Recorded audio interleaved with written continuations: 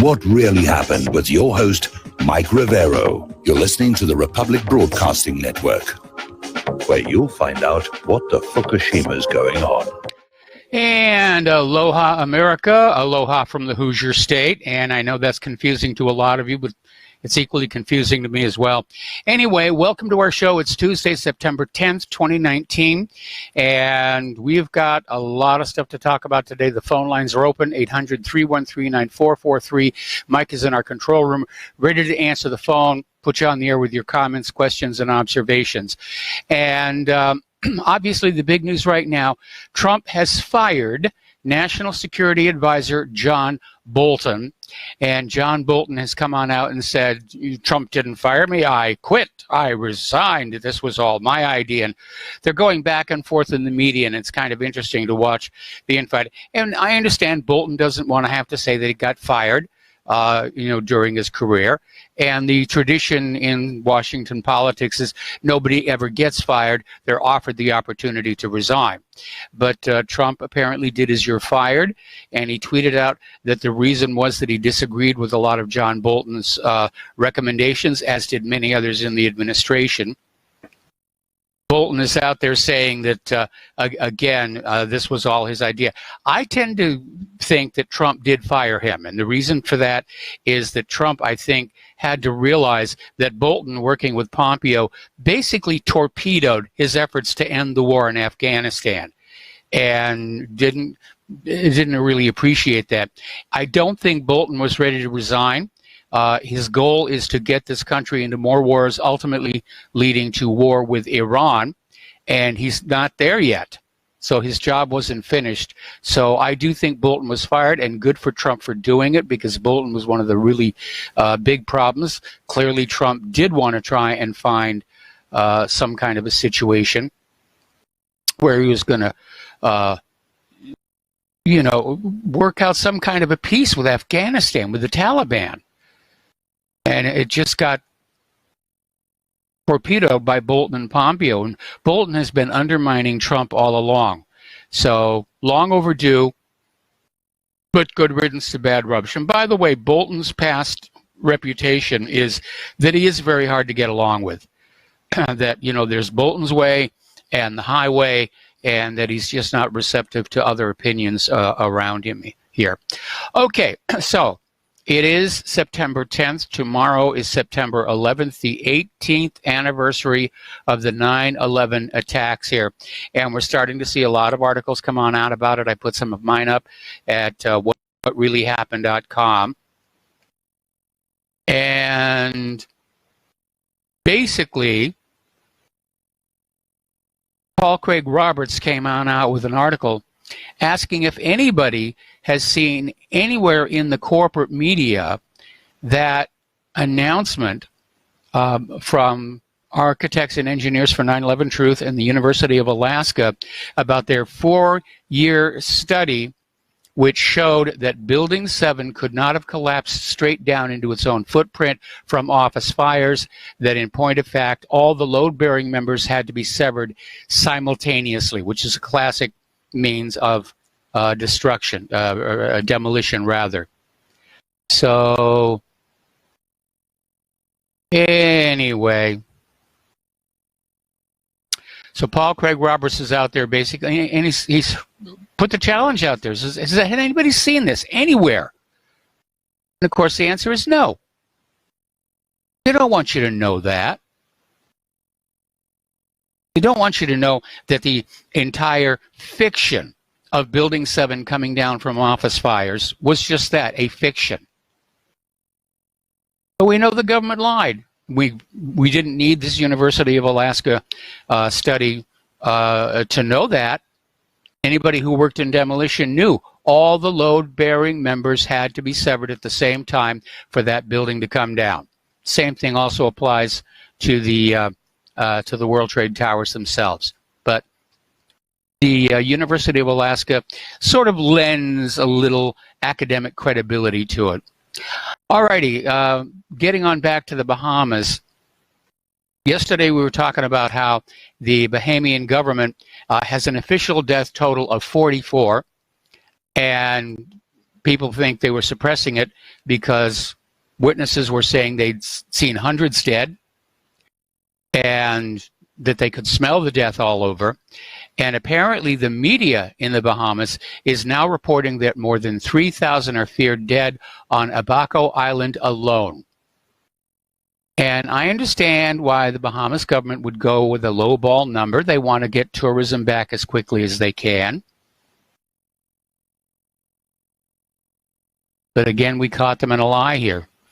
Now, over in Baltimore, they found a van packed with 1,000 gallons of gas ahead of Trump's visit to Baltimore, near where the GOP is having their sort of little getaway retreat strategy session.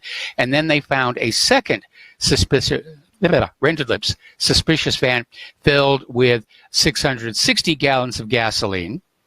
And that was found in a parking structure 0.8 of a mile from where the House GOP is scheduled to host their retreat on Thursday. Now, the police are saying there were no explosives or hazards or detonators, and what they think this is related to is somebody is stealing gasoline. And that's all that this is, that there is no threat to Trump and the GOP. All righty, article came on out here saying that Alexandria Ocasio-Cortez is dragging the 2020 Democrats to complete ruin, and they're citing the CNN ratings as proof. And certainly after that climate change town hall, I mean, CNN's ratings are down in the Al-Qaeda.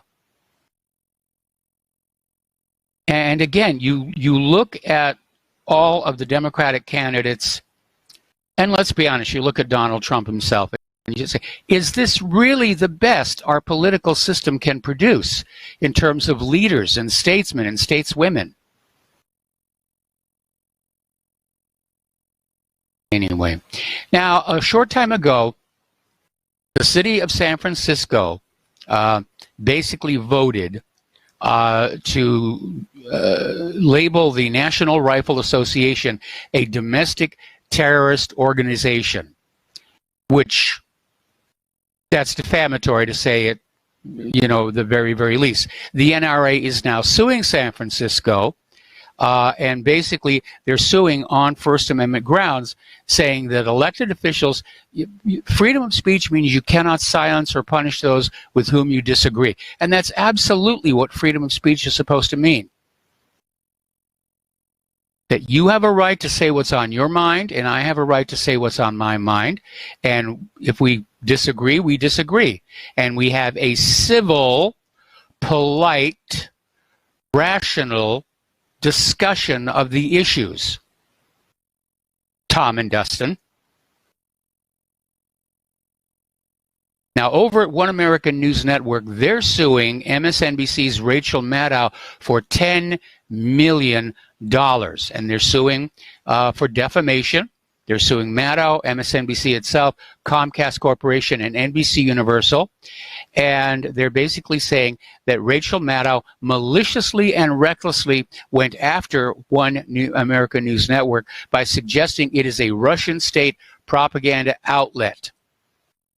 And I hope they win this lawsuit, because we have seen the American corporate media just fling all kinds of accusations without providing any documentation or any proof whatsoever.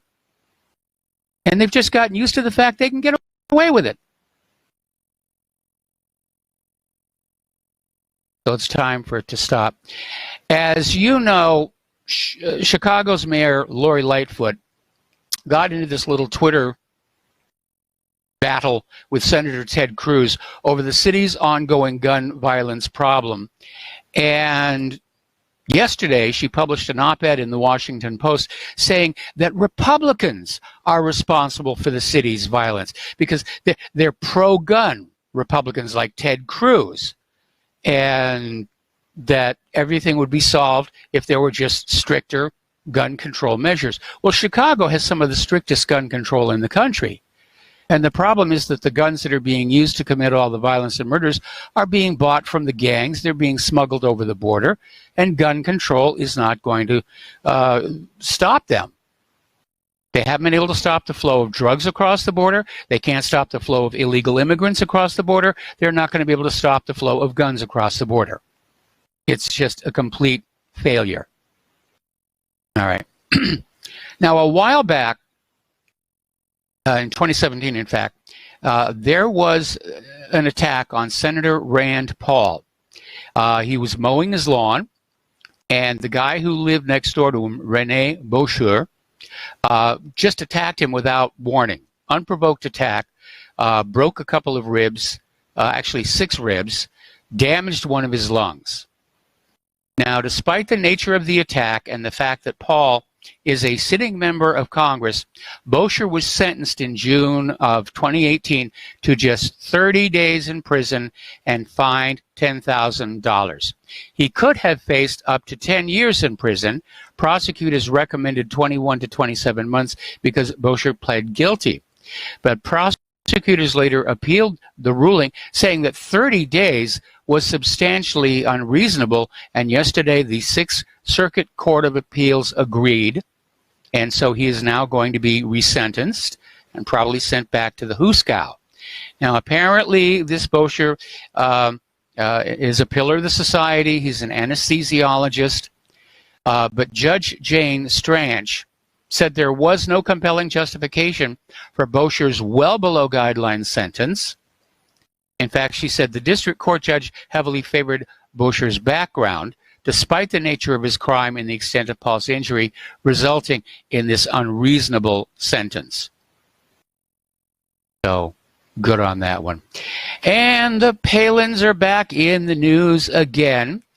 After 31 years of marriage, Todd Palin has filed for divorce from Sarah Palin, and they submitted the paperwork. I'm grumbling about this on August 29th, 8 days after the couple's anniversary. And Todd is basically saying incompatibility of temperament, and they find it impossible to live together as husband and wife. And they're going to split the assets and split the liabilities and just go their separate ways here. But I'm wondering if Todd at some point might give us the true story about Trig. So anyway, so they're out there. Anyway, getting onto the international news here, and again, this may be the reason that Trump fired Bolton, because Bolton and Pompeo basically beat down Trump's Afghan peace deal, snatching war from the jaws of peace. And this long worked on peace deal negotiated between the U.S. and Taliban leaders just got tossed into the trash can. And the U.S. is going to go back to its 18-year-long losing battle in Afghanistan. Now, they're trying to say it's all because of a Taliban car bomb, but there's obviously a lot more to it than that. Now, over in Syria, actually in Turkey, Erdogan is complaining that the United States has sent 30,000 trucks of arms to the Kurds in northern Syria. And Erdogan has basically screaming that the United States is offering its unwavering support to Kurds in northern Syria, saying Washington has been overgenerous, putting it mildly. Now, I don't think there's 30,000 trucks parked up there. Obviously, the trucks are making repeat trips, but it's still, that's a lot of weapons. That's a lot of weapons. And I can understand why Erdogan would be upset about that. I mean, it's just how the United States behaves. Now, here's a great little story. Okay. And apparently, the new Pentagon chief made this very bizarre comment that it would be great if the West could get Russia to behave like a more normal country. This is from Mark Esper, the newly appointed defense secretary. And this remark did not go down very well. And Foreign Minister Sergei Lavrov told a press conference saying that we refuse to be a normal country if it means U.S.-style bombings and invasions. That was an excellent retort. Yeah, because if the U.S. is defining normalcy by the U.S.-owned behavior, that's not very good. All right, Netanyahu is still scrambling to find some way to woo more voters and take a majority in the upcoming elections. And he announced earlier today that he is considering annexing the Jordan Valley, which is in part of the occupied West Bank, and said that he was going to do it in coordination with the United States. Now, this, of course, is going to cause a great amount of upset in the Middle East, but Netanyahu is hoping that this will get the voters all riled up to say yes. And he even sort of dropped a hint about that. He said, I request a mandate to apply Jewish sovereignty to all communities, and I intend to do so in coordination with the United States. Adding that the United States would present its long-awaited Israel-Palestinian peace plan a few days after the election. I don't think that's going to happen. I keep hearing that thing is just dead on arrival here. Oh, and to throw more icing on the cake, Netanyahu came on out declaring he'd found another secret Iranian nuclear facility, and he did a little PowerPoint presentation, and he had a picture of this building. And there's nothing in the picture to indicate what the building is being used for. In fact, it looks like a warehouse. But then Netanyahu went on to say that once the Iranians knew that Israel knew it was a secret nuclear weapons development center, the Iranians destroyed the site. So there can't be any inspections. There can't be an investigation. We just have to take Bibi's word for it, that those evil Iranians had a secret nuclear facility there. All right, we're going to take a phone call now from Tony in Puerto Rico. Aloha. Welcome to the show. What's on your mind? Yeah, hi, Mike. I don't know. I'm worried for Donald Trump, President Trump. He fired John Bolton. To me, it's like JFK firing Allen Dulles, man. I don't know. I'm worried for Donald Trump now. Well, obviously, Donald Trump is going to have to be, keeping an eye over his shoulder and making sure the Secret Service and his private security are doing their job. But you're absolutely right. One of the things that historians have always scratched their head about is how Allen Dulles, the man who was fired by John F. Kennedy, wound up in a key position in the Warren Commission. Exactly. Yeah. Well, I hope Trump has, his own private security, and they're doing a good job. All right. Thank you, Mike. All right. Thanks an awful lot. We're going to let you go. So we're talking about how Netanyahu is screaming that Iran has secret nuclear facilities. We know that Iran is actually threatening to use new centrifuges to enrich uranium to 20%, which, again, a reminder, you cannot build bombs with that. But now Saudi Arabia has announced their intention to enrich uranium. And this is a very much underreported story. But apparently Saudi Arabia is now starting to give vent, if you will, to their nuclear ambitions. Now, it's no secret Saudi Arabia wants to build nuclear power plants because they, like Iran and other Middle Eastern nations, know that eventually the oil is going to run out, and it's actually worth more to them drilling it out of the ground and selling it to other countries than burning it up themselves. The idea being that if Saudi Arabia may be pursuing a nuclear weapons program, but that's okay. They're our friends. Like Israel, and that'll be just fine here. So, according to Reuters, said cannot ignore the possibility that Saudi Arabia is looking at having nuclear weapons, which is not going to make Israel happy because right now they enjoy a monopoly. All right, we're going to take a break here for commercials, and we'll be back after these few words. And aloha, America. Welcome back to our show here. And once again, our heartfelt thanks to everybody who has supported RBN and continues to support RBN, because without you, we will not be here. It is that simple. So again, thank you very much for that. All righty, we're talking about events going on over in Israel. This one bothers me, and I think it's probably going to bother a lot of other people.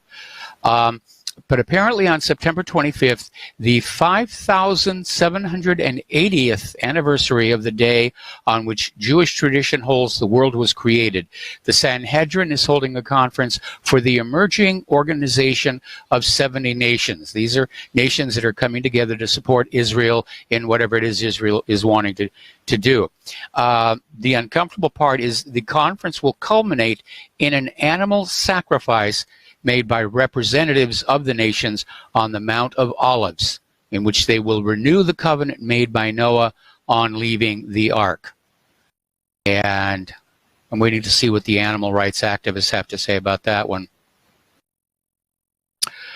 All right, Russia has been developing some really, really cool weapons lately, is working on a new missile called the Alabuga. Yeah, that's it. And it's apparently a new missile that can deactivate all enemy weapons without actually exploding. It is a super jammer. And apparently the reports are this will be able to completely neutralize enemy weapon systems without even opening fire at its forces. And basically the weapon produces an imp field, a very strong radioelectric impact, the power of which is comparable to the power of a nuclear explosion. Now I notice they say radioelectric impact. So it may be something a little bit different than the amp with which we're familiar with coming from the nuclear explosions here. Over in Hong Kong, the protests are now in their 15th week, and tourism has plunged 40%. This is the worst drop in tourism to Hong Kong since the 2003 SARS outbreak. And yeah, tourism is very important to a lot of places. Certainly was to Hawaii here. Meanwhile, North Korea has test-fired 2 more missiles just hours after suggesting a willingness to sit with the United States. So North Korea said it was willing to resume denuclearization talks with the United States, and South Korea's Yonhap News reports that North Korea fired unidentified missiles toward the Eastern Sea twice. Missiles were launched from the western province of South Pyongyang, and the military is monitoring the situation in case of additional launches and maintaining a readiness posture. Well, North Korea doesn't need to have nuclear weapons if those missiles are in fact intended for defensive purposes. And let's be honest, North Korea has technically been in a state of war with the South and the United States for like, what, 60 years? It's going to be hard to get some trust going on that one. Finally, there was this interesting article over at Ethan Allen's website, basically saying that unused militaries tend to deteriorate. And it says, you know, the U.S. naval fleet has not been in a war since 1945, the Air Forces since 1975, nor the Army in a hard fight since Vietnam. And so as a result, officers are doing what makes their jobs easy, what they must do to get through the day, and other reasonable, you know, they write their fitness reports, and they're not pointing out the inadequacies of training. They're not pointing out the problems with equipment and the shortfalls of maintenance, because that all takes away money from developing new weapons. And it's a good analysis, and it's another reason why this country is not really ready to go into a conventional war with Russia and China. Okay. Getting on to the economic news here. Federal Reserve Chair Jerome Powell is insisting, he is still insisting, there will not be a recession. And yet all the evidence is suggesting otherwise. It looks like it will be put off until after next year's election. And, Jerome Powell is basically trying to make Trump look good. Trump is running on the strength of the economy, the perceived strength of the economy, the selling of the illusion of a strong economy, which I don't think it really reaches all the way across the nation. I mean, certainly the GOP tax cuts helped a lot of very, very wealthy people and businesses, but we still have massive homelessness. We have people who are unable to buy the products that are being manufactured in the factories, and the factories are shutting down. Anyway, we got to take another break for commercials, and we'll be back with more phone calls after these few words. Aloha, America. Welcome back to our show here. We're going to take some phone calls, starting with Joe in Tennessee. Aloha, Joe. Welcome to the show. What's on your mind? Well, I just wanted to comment quickly about one thing about that Hurricane Dorian.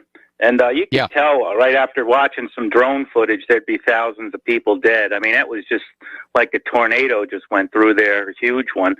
And I remember the Prime Minister, right before it hit, saying, "God help you."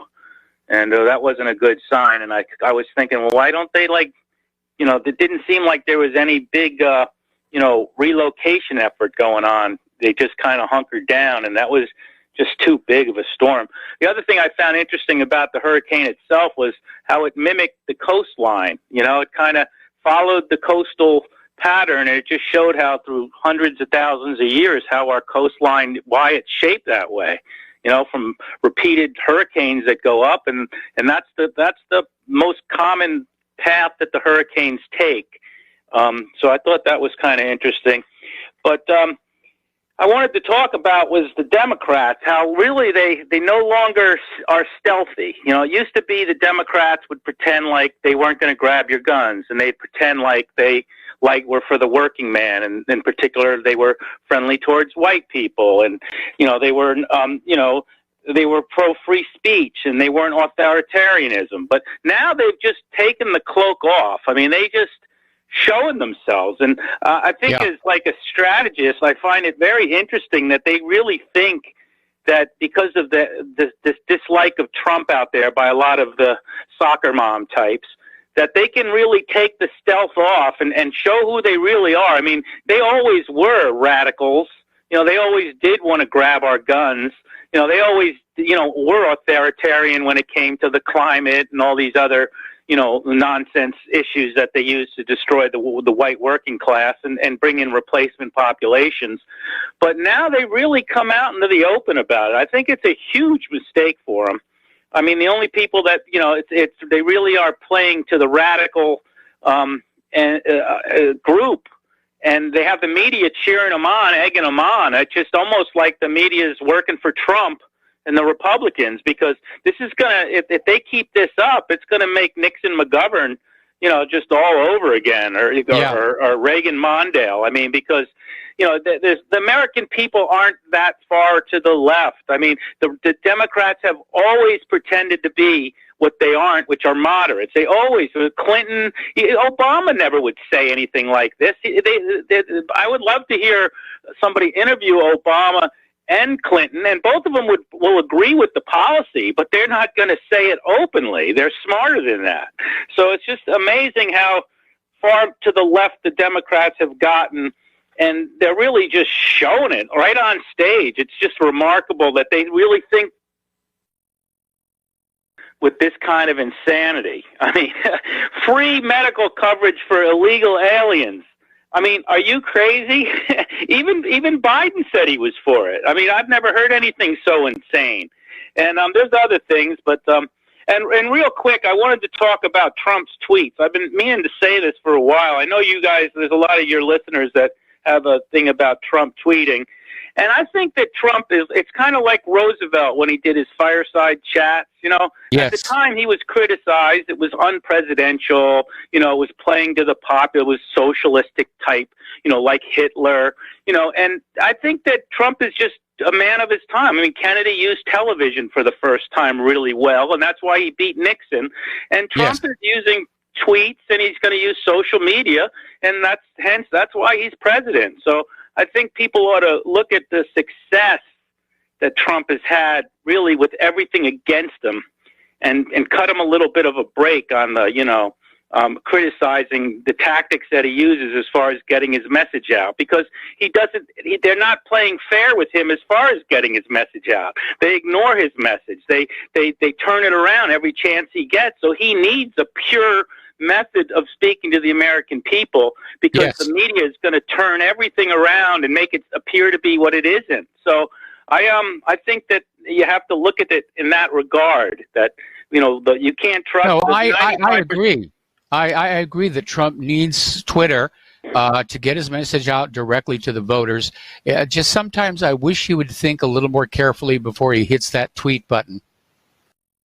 Yeah, he does seem to show a little bit of anger issues, but I think that's part of I like that. I've been looking for a fighter for years. And I loved Ron Paul, and I liked a lot of different politicians, but they always got railroaded and run over by the combination of deep state and media.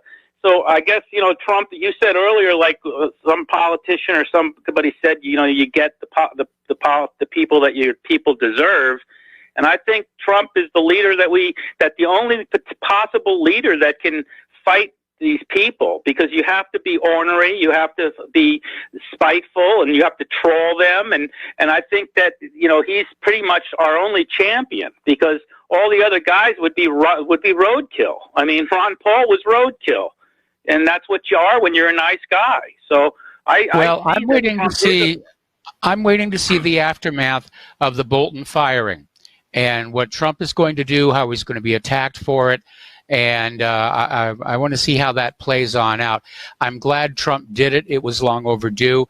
But again, there was so much more he could have been doing all along. And so kudos for the firing of Bolton, but I still see him as a weak leader.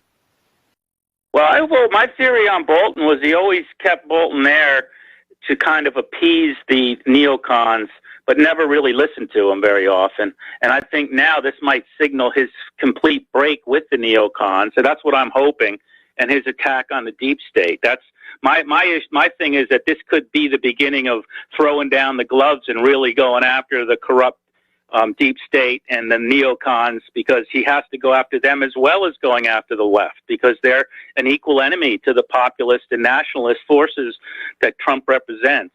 So hopefully he does. Hopefully this is his moment of crossing the Rubicon and declaring war on the neocons, because they have to be rooted out. Especially with the anniversary of 9/11 coming up.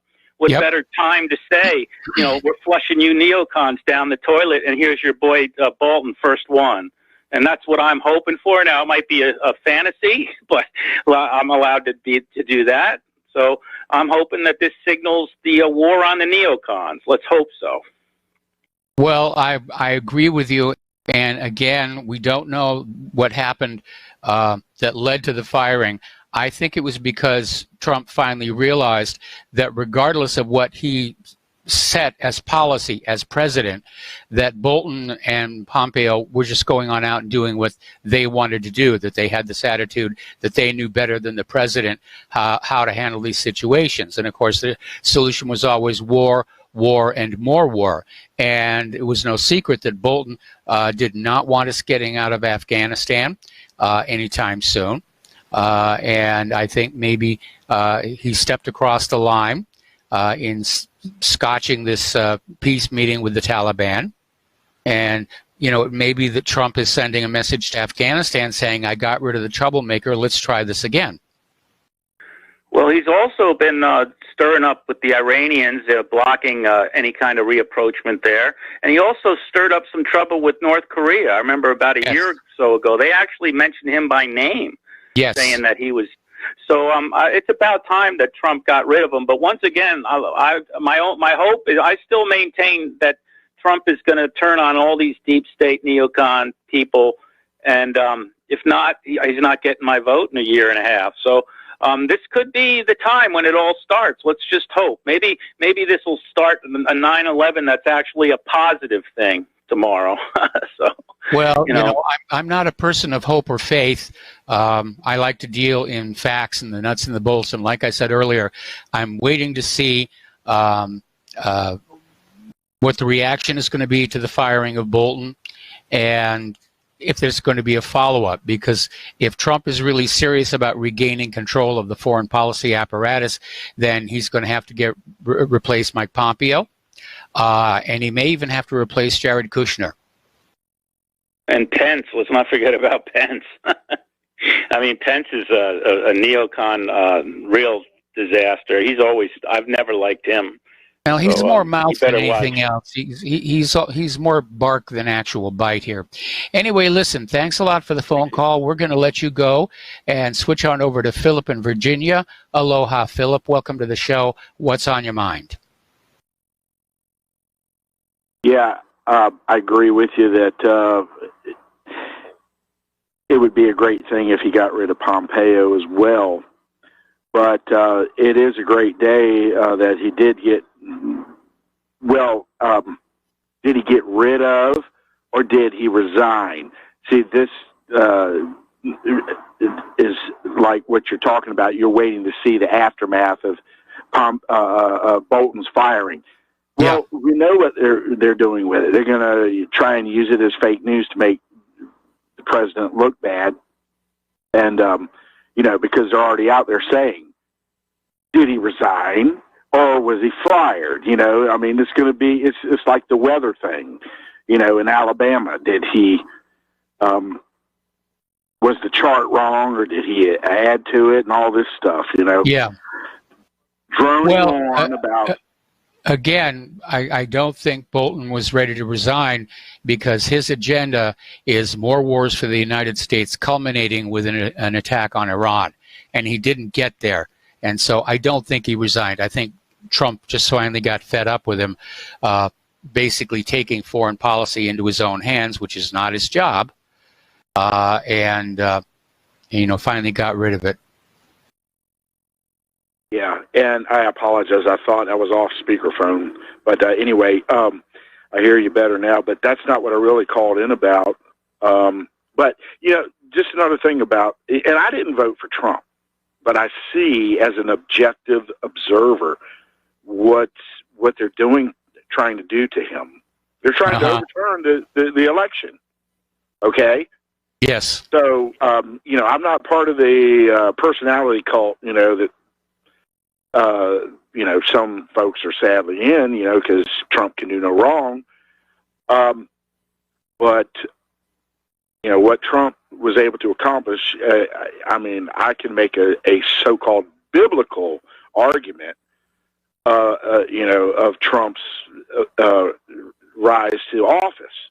But anyway, I want to say that, the statement or the saying, someone is crazy like a fox, that's one reason why he might have got or chose Bolton to be his Secretary of State. You keep your enemy, what's the saying? Keep your friends close, but your enemies closer. Yes. He could be knowing that these people are wrong, like Bolton. And so whatever he decides, well, I'll just do the opposite, because he knows it's wrong. These people, like Bolton, they're so evil, among other things. I think the problem was that Bolton and Pompeo were simply going on out and doing what they thought should be done, and they were simply ignoring the president's policies. And that's the job of the president, is to set policy.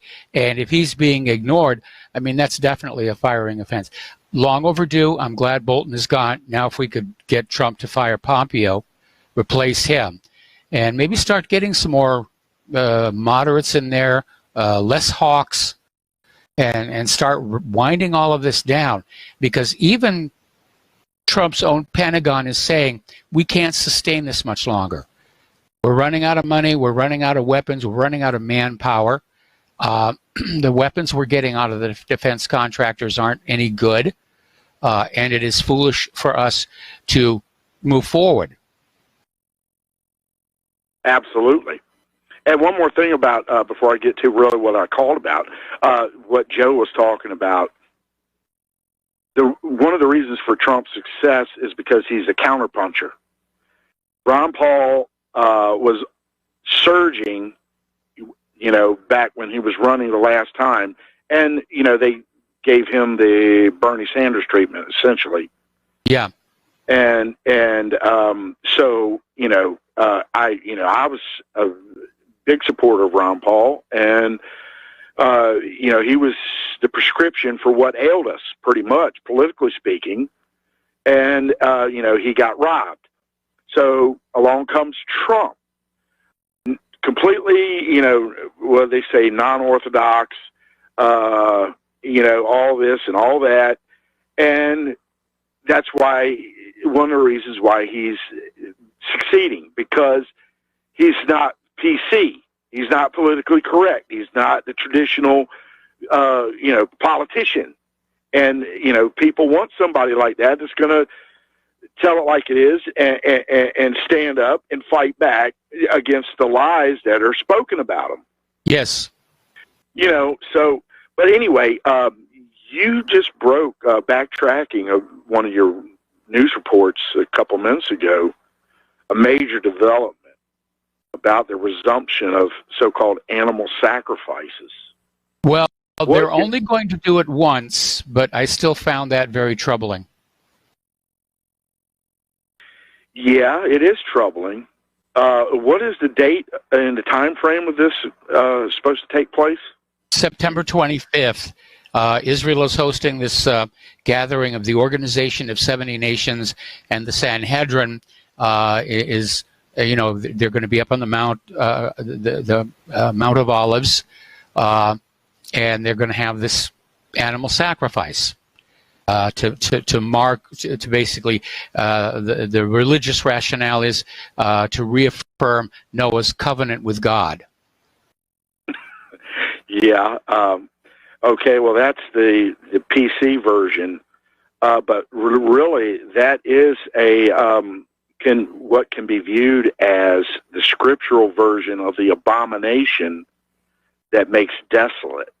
That's when they reject, the work of the Messiah, Yahushua, which you have rightly proclaimed who the Messiah's real name was. Michael, inadvertently, you have done a greater service to truth than all the preachers for thousands of years by proclaiming his real name. And that's what cracks me up about these Christians who don't like you because your atheistic tendencies. All right. I guess. Listen, we got to let you go. We got to take a break for commercials, and we'll be right back. All right. Aloha, America. Welcome back to the show. We're going to go back to the phones here to Paulus in Wyoming. Aloha. Welcome to the show. What's on your mind? Hello, Michael. I was going to pick up where I left off. If you remember, we spoke about Walter Russell. Yes. And I was just indicating how helpful it was to me in understanding myself better and the world around me, including the politics and economics. And I wanted, again, to encourage you and your listeners to read Russell's, especially his home study course, which is his most comprehensive work. And I wanted to ask you to give him a little bit of slack on the science piece. You may not know, but Nikola Tesla was very good friends with Walter Russell and told him that his knowledge was 1,000 years ahead of contemporary scientific thinking. And I think I mentioned last time that Russell... Yes, you did mention all of this, and I did take a look at it, and I'm not one to cut a lot of slack on the science for anybody. And to be very honest, Russell's writings come across almost like some of the stuff from L. Ron Hubbard in the Church of Scientology. And I've got to be very honest, that's what it feels like to me. So anyway, thank you very much for the phone call. And we're going to switch over to Jim in New York. Aloha, Jim. Welcome to the show. What's on your mind? Hi, Mike. Yeah, I'm going to refer to what you mentioned before about this animal sacrifice on the Mount of Olives on September 25th. Yeah. Now, a few things in background. This Sanhedrin, they have actually their own website. It's called the Reconstituted Sanhedrin. It's a very extensive website with a lot of position papers and plans and a list of the rabbis and the credentials, etc. I'm not going to go one way or the other on that. It's very interesting. And the same thing regarding this thing on the Mount of Olives. Now, the thing is that Jews are forbidden to offer any sacrifices without a temple and outside of the Temple Mount area, which, of course, today is impossible at this time. Non-Jews could do that, what they're doing. I don't think it's the right idea. I think it could be, even though it's possibly illegal according to Jewish law, I think it's jumping the gun. I agree. And it's bad optics. It's bad, yeah. And also, you probably heard many times about the 7 laws, Noahide laws, the 7 laws of Noah, and they've been enumerated. Okay. Well, that's great. Now, as far as the thing with Netanyahu moving into 30% of the what's called the occupied territories, I'm not going to go one way or another with that either. But I heard a very knowledgeable rabbi say, knowledgeable as far as what's going on, what people are planning. He said that Netanyahu is actually trying, forgetting the politics, he's trying to make room for the Jews of Europe who are actually in the process of leaving in large numbers at this very moment. And he thinks they can probably all be over there. And I myself have asked you I just want to say I myself ask American Jews occasionally a rhetorical question. And it's pregnant with meaning. And the question is, and I'm serious about this, how many known Jews do you believe will be living? Okay, Jim, I got to let you go. Jim, I got to let you go. We got to do a station identification break, and we'll be right back. Turn the speaker on. I'm multitasking here, trying to do a whole bunch of different things. So the phones are now open, and we're going to get on back to the economic news. Moody's has downgraded Ford and it's $84 billion in debt to junk status. And Ford is being described as a fallen angel. In fact, the biggest fallen angel in the U.S. bond market. So, yeah.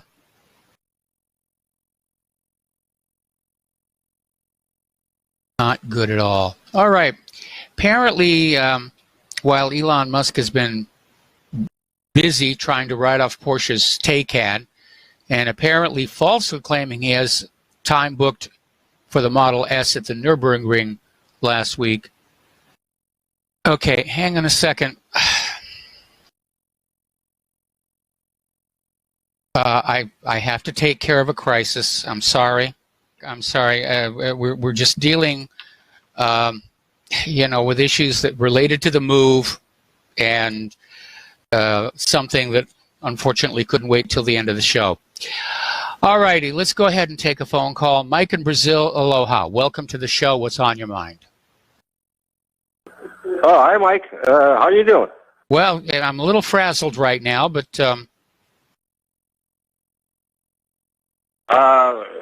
Indiana is a little better than Hawaii, don't you think? Well, yeah, it's growing on me. It's really beautiful here.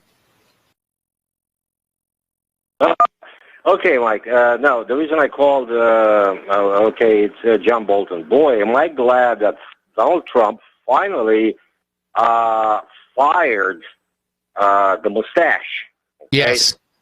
He was forced to resign, basically, okay? He was presented. I read Trump's tweet, and he said, you have the option of resigning or I'll fire you, okay? So, obviously, the more decent thing to do is resign, right? It doesn't carry the stigma of you being fired.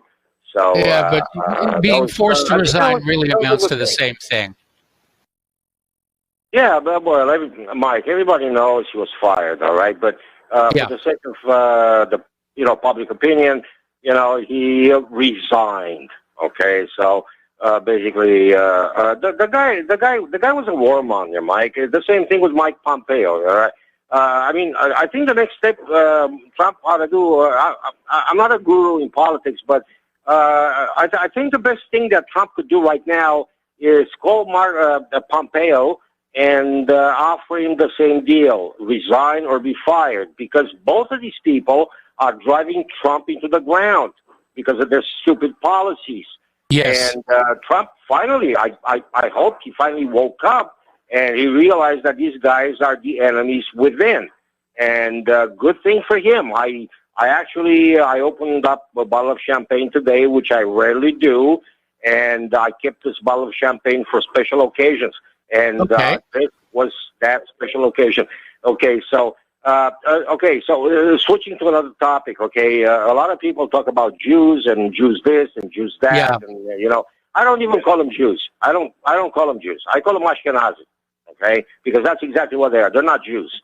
All right, so you are a descendant of Sephardic Jews. Yes, you can be rightfully called a Jew, but these people are not Jews. They're Ashkenazim, and they form the majority of the secret police of Stalin.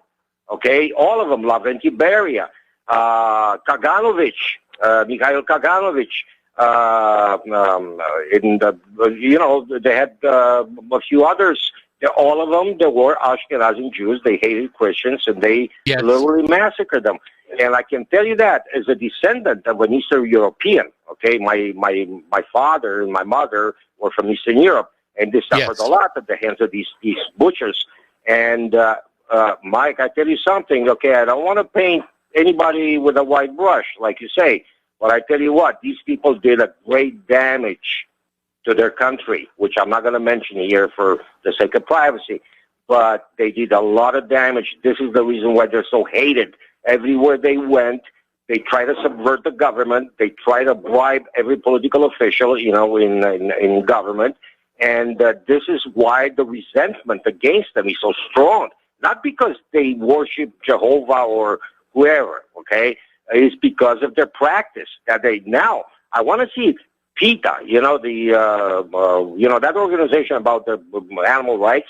I want to see what are they going to say about Jews sacrificing animals for the sake of a dubious religious ritual, okay? And I'm sure they're going to sacrifice a goat or something similar to that. And I want to see PETA. Actually, I sent them an email and I asked them, are you aware of the fact that in Israel they're ready to sacrifice an animal for the sake of religious beliefs? And I myself, I hate religion. Religion is brainwashing. Basically, my wife is highly religious, but unlike me, I don't buy into that story with Jesus being resurrected and Jesus curing the sick. I don't buy any of that stuff. That's mythology.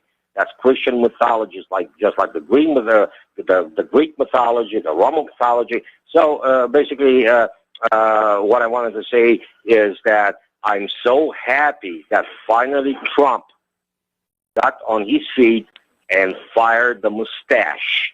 Okay, that guy was a Trojan horse in the White House, because basically all the decisions he took up to this point in time were due to this guy advising him, okay? And he nearly ruined the country because of his idiotic policies.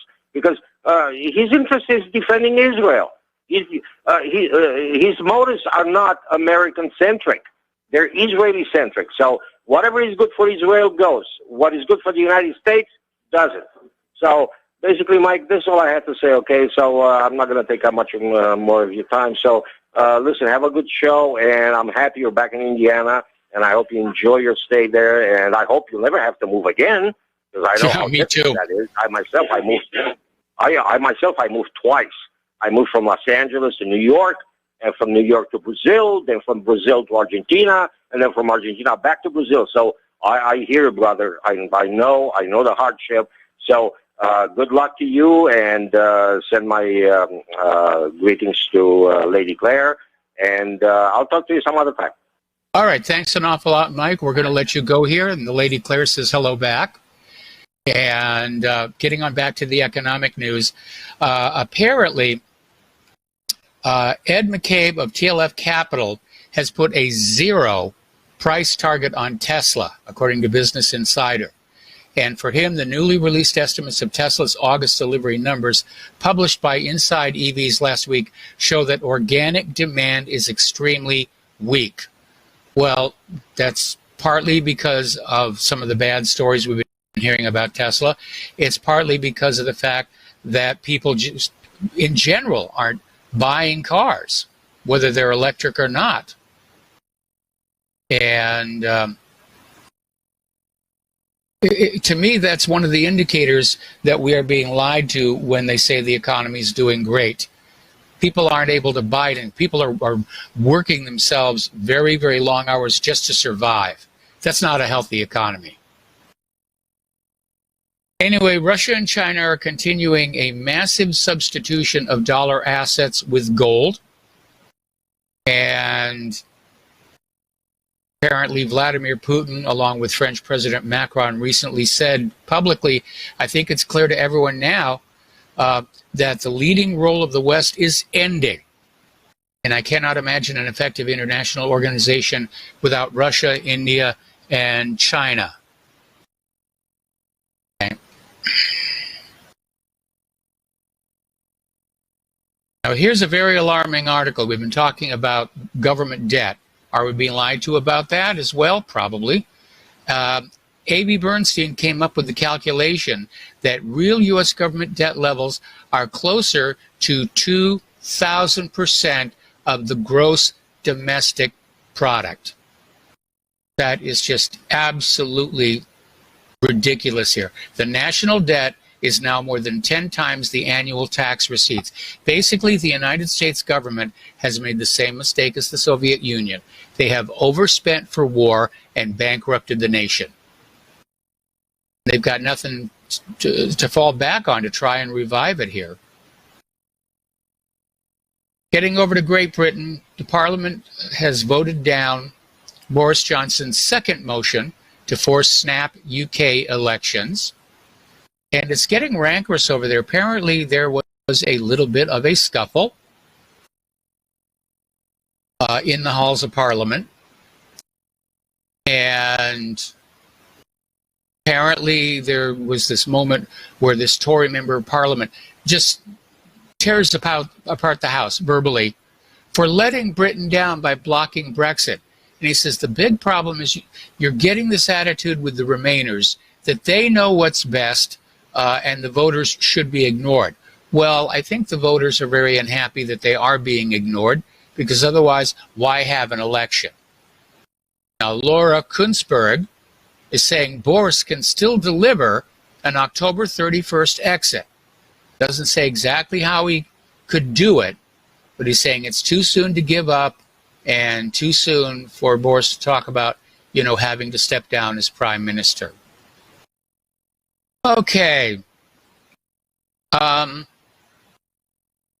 in San Diego, there was a church that was vandalized over the weekend after opposing city-run events where men dressed in drag read books to children at public libraries. A pastor of the South Bay Pentecostal Church said he believes there is no doubt the crime was committed against the house of worship for their opposition to drag queen story time, according to ABC 10 News San Diego. And the police are investigating it as a possible hate crime. Meanwhile, over at the New York Times, they wrote a very positive article on Saturday, just glowingly positive on the phenomenon of child drag queens. It really is insane out there. I mean, I have the same feeling about the child drag queens as I do about the child beauty queens. Remember JonBenet Ramsey? And there was this, for a while, this reality TV show about, these mothers who I presume are themselves frustrated beauty queens. And they have a daughter, and they doll them up, and they wrap tape on them to give them a waist, and they put makeup on them. And they take them to these beauty pageants for little girls. And you want to talk about objectifying women or objectifying girls.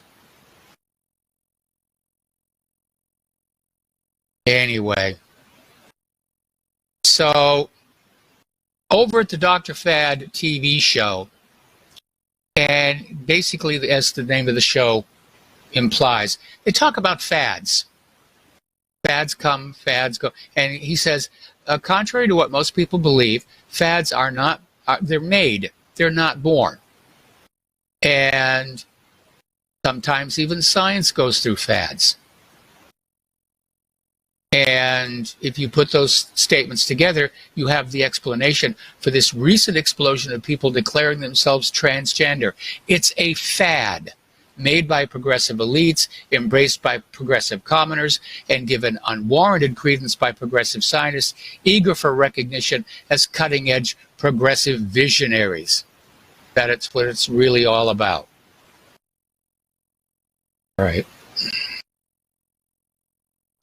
Now, we've been talking about Google and how they're already under federal investigation for antitrust violations. But apparently today, 50 attorneys generals from 48 states, the District of Columbia, and Puerto Rico have joined the investigation, looking into Google over their abusive behavior toward their users, the users' data, the filtering that's going on, and they're talking about time to smash it up.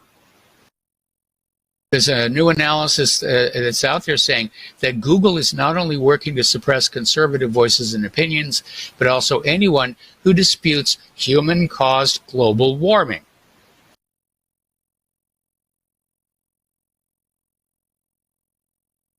So, that's a lot of power for one company to have. And as a matter of fact, David Wojcik for Capitol Hill Outsider is out there saying Google's market dominance is so great that it essentially qualifies as a monopoly on the kind of information the public is allowed to see. And he's absolutely right. And a privately owned, privately run company shouldn't have that kind of power and authority.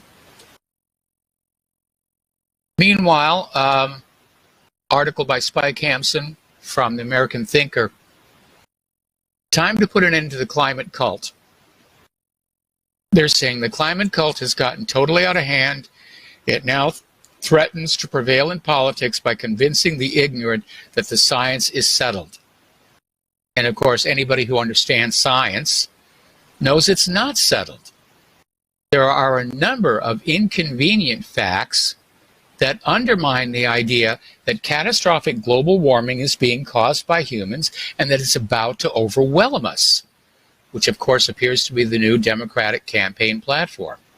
Now, the chief of the World Meteorological Organization is castigating the climate alarmists and saying, guys, even if we're going up by a quarter of a degree temperature, it's not the end of the world.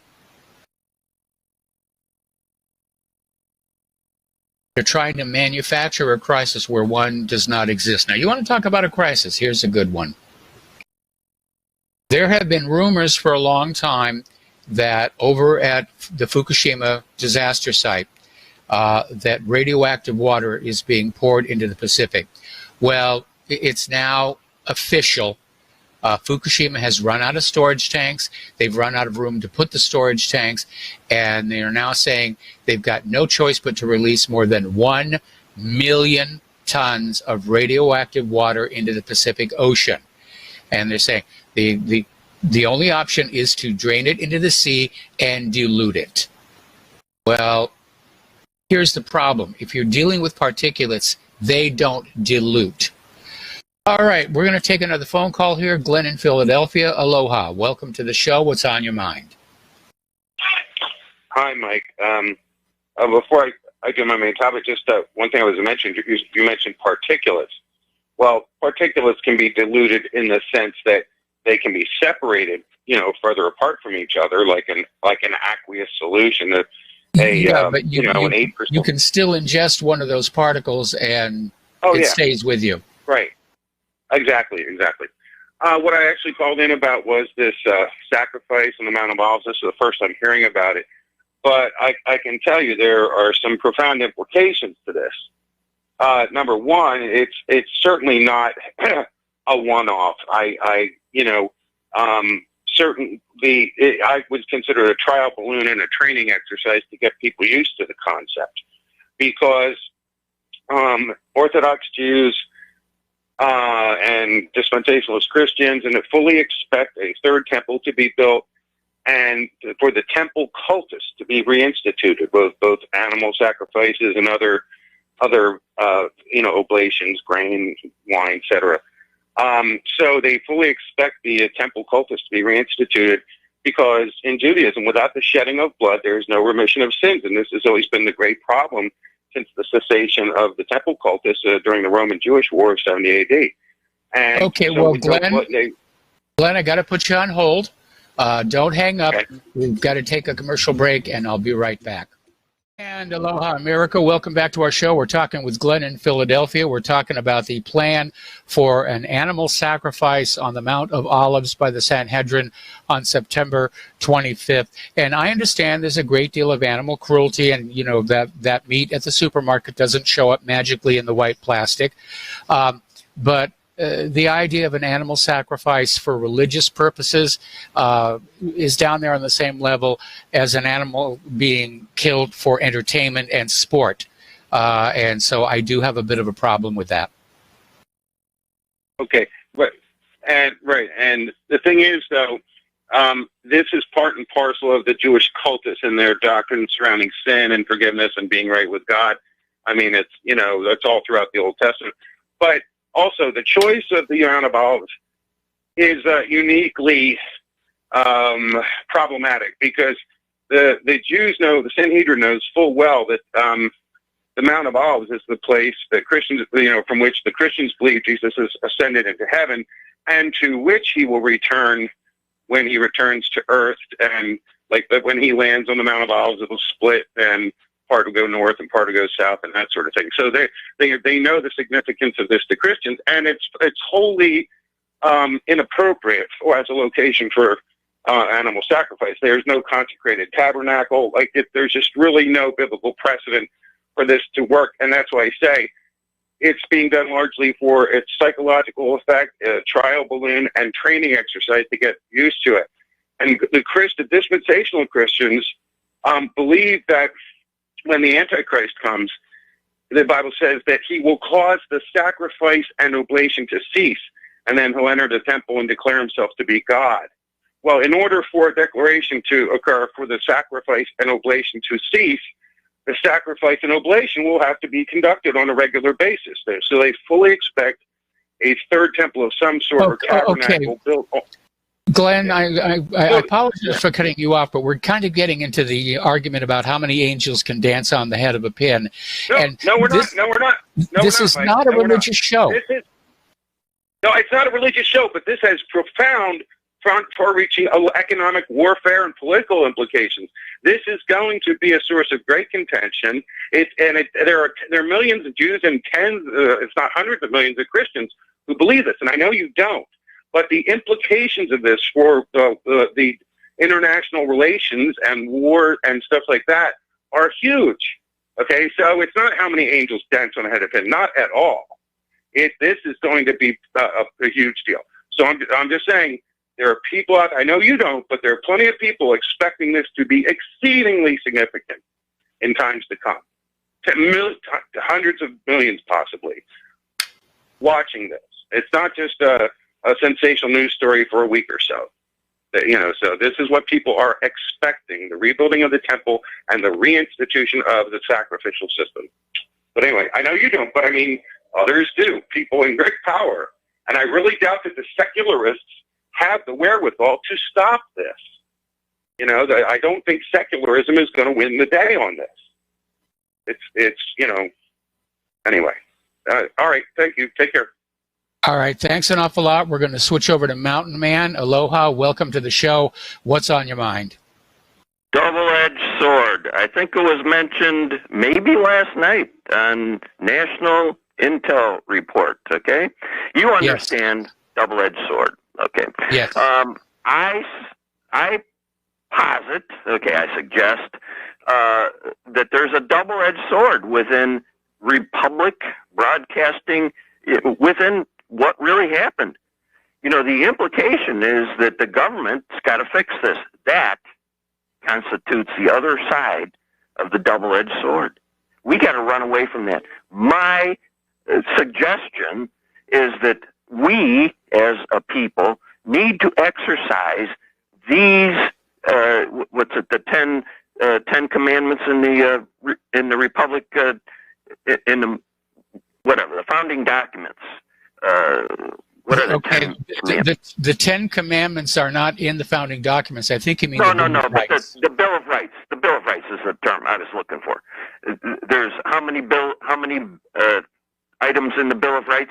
Those are by definition, according to the Republic, okay? Those aren't granted by the government. You know that. You agree with that. You state that, okay? And we've got to live that instead of going to the government with any suggestion that they come and wield that sword against that, whatever it is, Epstein, war doctrine. You know, we have got to talk about things that I can do.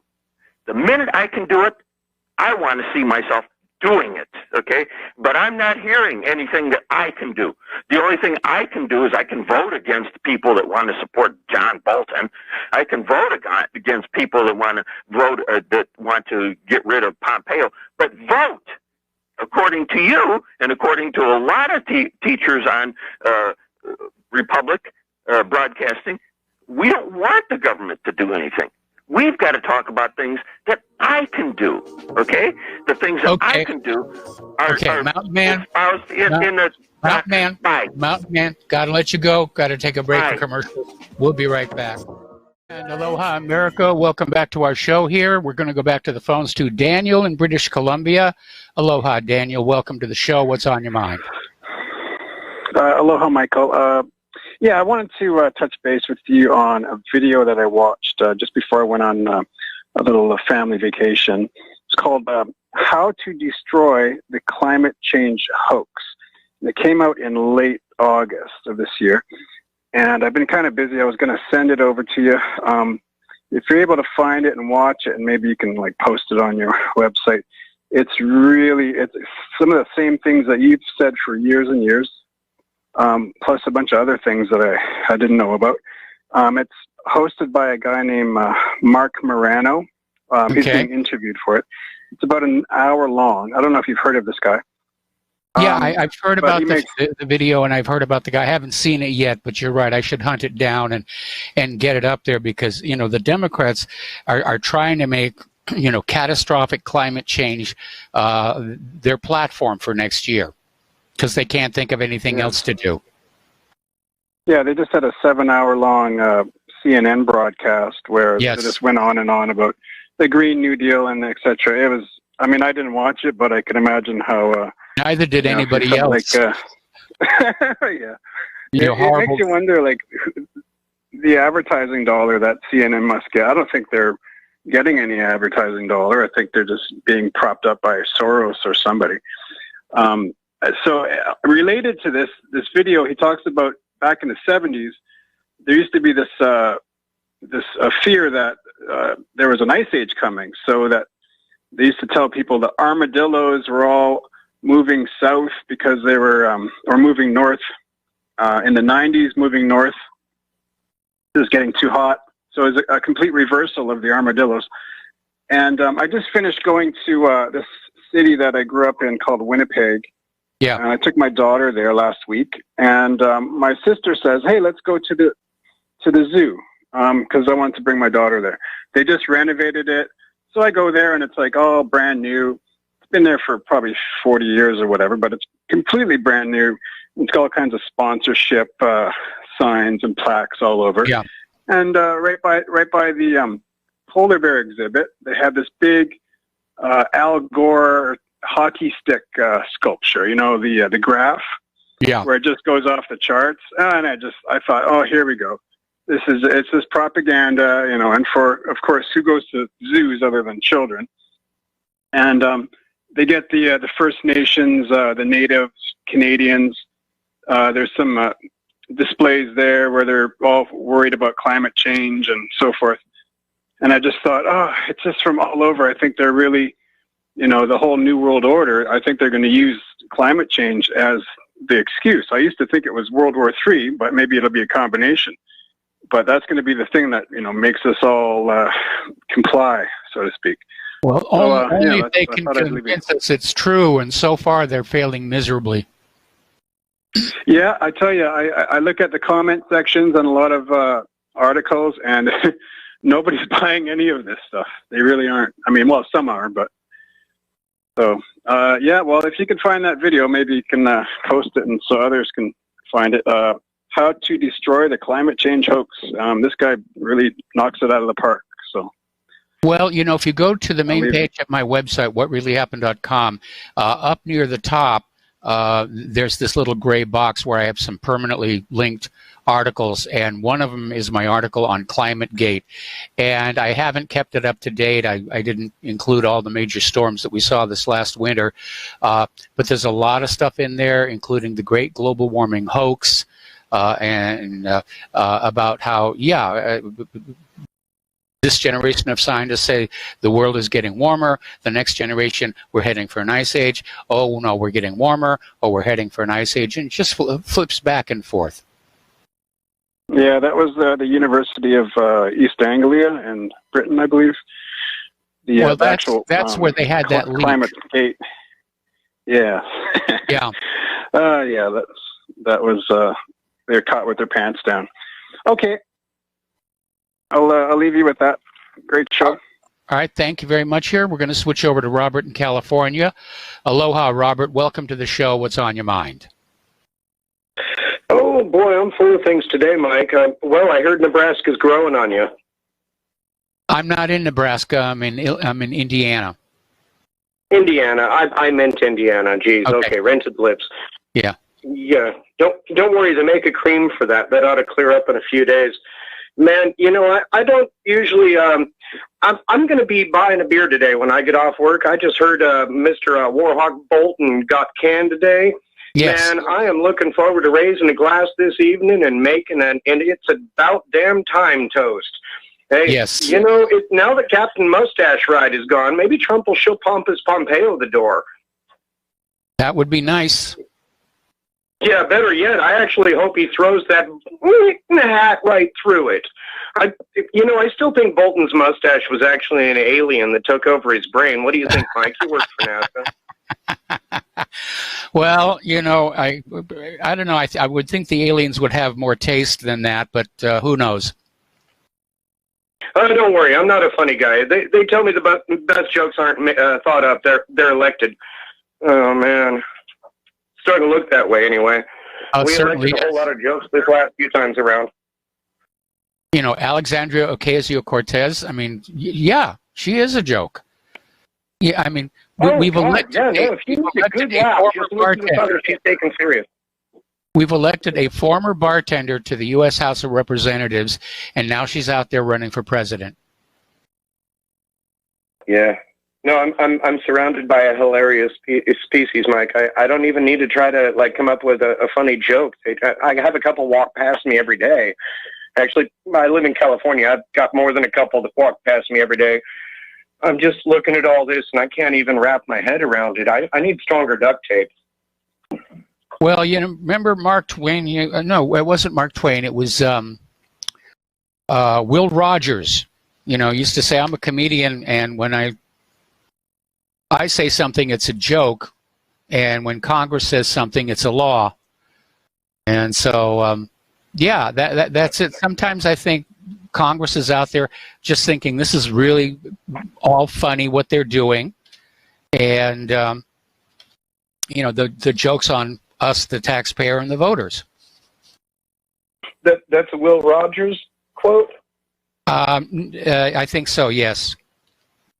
Man, I'm going to have to remember that one. I'm going to look it up just so I can get it verbatim. But I think I got to add that one to the box. Oh man, there are certain things that people have said throughout the ages that just ring so true, and it's kind of dismaying to me in a way to see how aptly some of the worst things that have ever been predicted are applying so accurately these days. Kind of worries me, Mike. Yeah, how things are going on. Yeah. Hey, well, I don't really have anything useful left. I pretty much used up all my jokes. I'll get a hold of you another time unless you got something you want to say before I go. No, just have yourself a really good day, and we're going to let you go. The phone lines are now open. We could use a few more calls to get us out of the show because it was a slow news day outside of the firing of Bolton. Over on YouTube, their highest earner is a 7-year-old kid, Ryan Kaji, and he's made $22 million testing toys. And just, he unboxes the toys, he plays with the toys, and he then reviews them. And now he and his parents are being investigated by the Federal Trade Commission because apparently there were paid sponsorships. And so this 7-year-old boy was basically being told, you will like this toy. This is a good toy. Tell everybody out there that this is a good toy.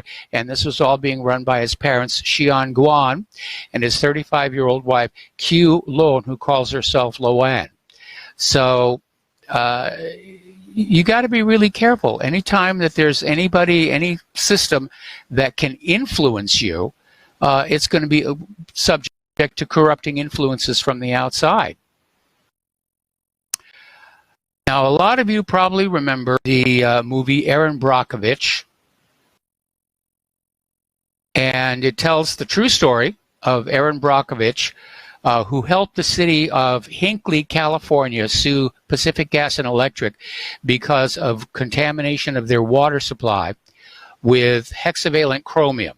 Now, hexavalent chromium is a very inexpensive material that is used to line pipes to prevent corrosion. And unfortunately, it escaped the holding ponds at the PG&E station, got into the ground, and there was this huge plume that just flowed under Hinckley into the well water. And PG&E knew there was a problem. They knew that the stuff was toxic, and instead of spending the money to use a safer chemical or try and clean up the mess, they just spent a lot of money on public relations to reassure Hinckley, California, that it was actually chromium-4, which was perfectly harmless, and therefore they had nothing to worry about. Meanwhile, the people of Hinckley were getting all of these horrible illnesses and so forth. And it eventually came out that PG&E did know it was hexavalent chromium-6. They did know that it was dangerous, and it was one of the largest settlements in a civil litigation, and it launched Erin Brockovich's career. And apparently there's been a new study all across the country checking tap water, and they're finding hexavalent chromium in the tap water. 75% of the samples came back positive. That's 200 million Americans. And if you find this article on the main page of whatreallyhappened.com, they even have an interactive map that goes down to the county level to show whether or not your water has this stuff in it or not. And apparently they're finding levels of hexavalent chromium that are far higher than the safety limits imposed by California following the Hinckley, California situation. And along with everything else, it is a very powerful known carcinogen. There's really no safe level of exposure. All right, let's take some phone calls here. We're going to go to Don in Arizona. Aloha, Don. Welcome to the show. What's on your mind? As far as Epstein, I don't know if you've ever seen this lady, Amazing Polly. She's great. She's very smart, vivacious, but she went into Ghislaine Maxwell's sisters. It's not just her and her father. We all know about her father was probably some kind of a triple agent or something like that. Yes. And Ghislaine also had two sisters that are still alive, and they're involved with software and they have intelligence ties at the same time. So it's pretty interesting. She does a lot of sniffing around and family business. Look at this. Yeah, it's a family business. You can't, Amazing Polly will not be go on a rant and say, "Hey, it's all Israel," but if you just listen to the stuff, the facts that she uncovers, you're going to come to the conclusion, hey, wait a minute, what's going on here? And another one, the good one is Whitney Webb. She's a young lady. She also went into incredibly like a rapid-fire machine gun, talking very, very fast. She's real smart. And she went into the whole Epstein thing, going back to Meyer Lansky was a guy who also used he took photographs of people, including probably J. Edgar Hoover took photographs of him and used that against him. So it's the same thing going back to Meyer. And Meyer Lansky is a gangster that never went to prison, I don't think, and he died of natural causes. So I mean, he knew some people somewhere. But outside of that, Mike, it's same thing. It's a good thing Bolton got fired, and that's been Trump's pattern. He'll hire somebody that's a complete nonsense hire. This never should have been hired in the first place, and he'll let him stay there for a while. Like he did the same thing with McMaster. He finally got rid of McMaster, finally got rid of Mattis, and now he's finally getting rid of. Why did he hire him in the first place? That's what we don't know. So he's trying to kowtow. He was basically his financial supporters said, if you win, I'm giving you this money, and if you win, you will appoint this person, my good friend, to this position within your administration. But Trump may be figuring out that he's not going to win next year anyway, so why not clean house? Yeah, well, he has the right to fire people, and he should have fired. I don't think Pompeo is going to be as brave that he didn't have this guy Bolton anymore as his sidekick. Pompeo will calm down a little bit. Okay, Mike, I'm going to let you go. Thanks a lot. All right, thanks an awful lot, and we're going to switch over to Tom in Connecticut. Aloha, Tom. Welcome to the show. What's on your mind? Hey, Mike. Are you familiar with Gary Null? I think I've heard the name. The man has been on the radio for over 40 years.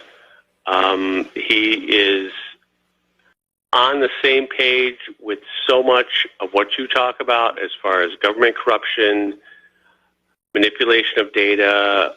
Our freedoms are being eroded by everything around us, essentially. But he is an adamant supporter of global warming, climate change.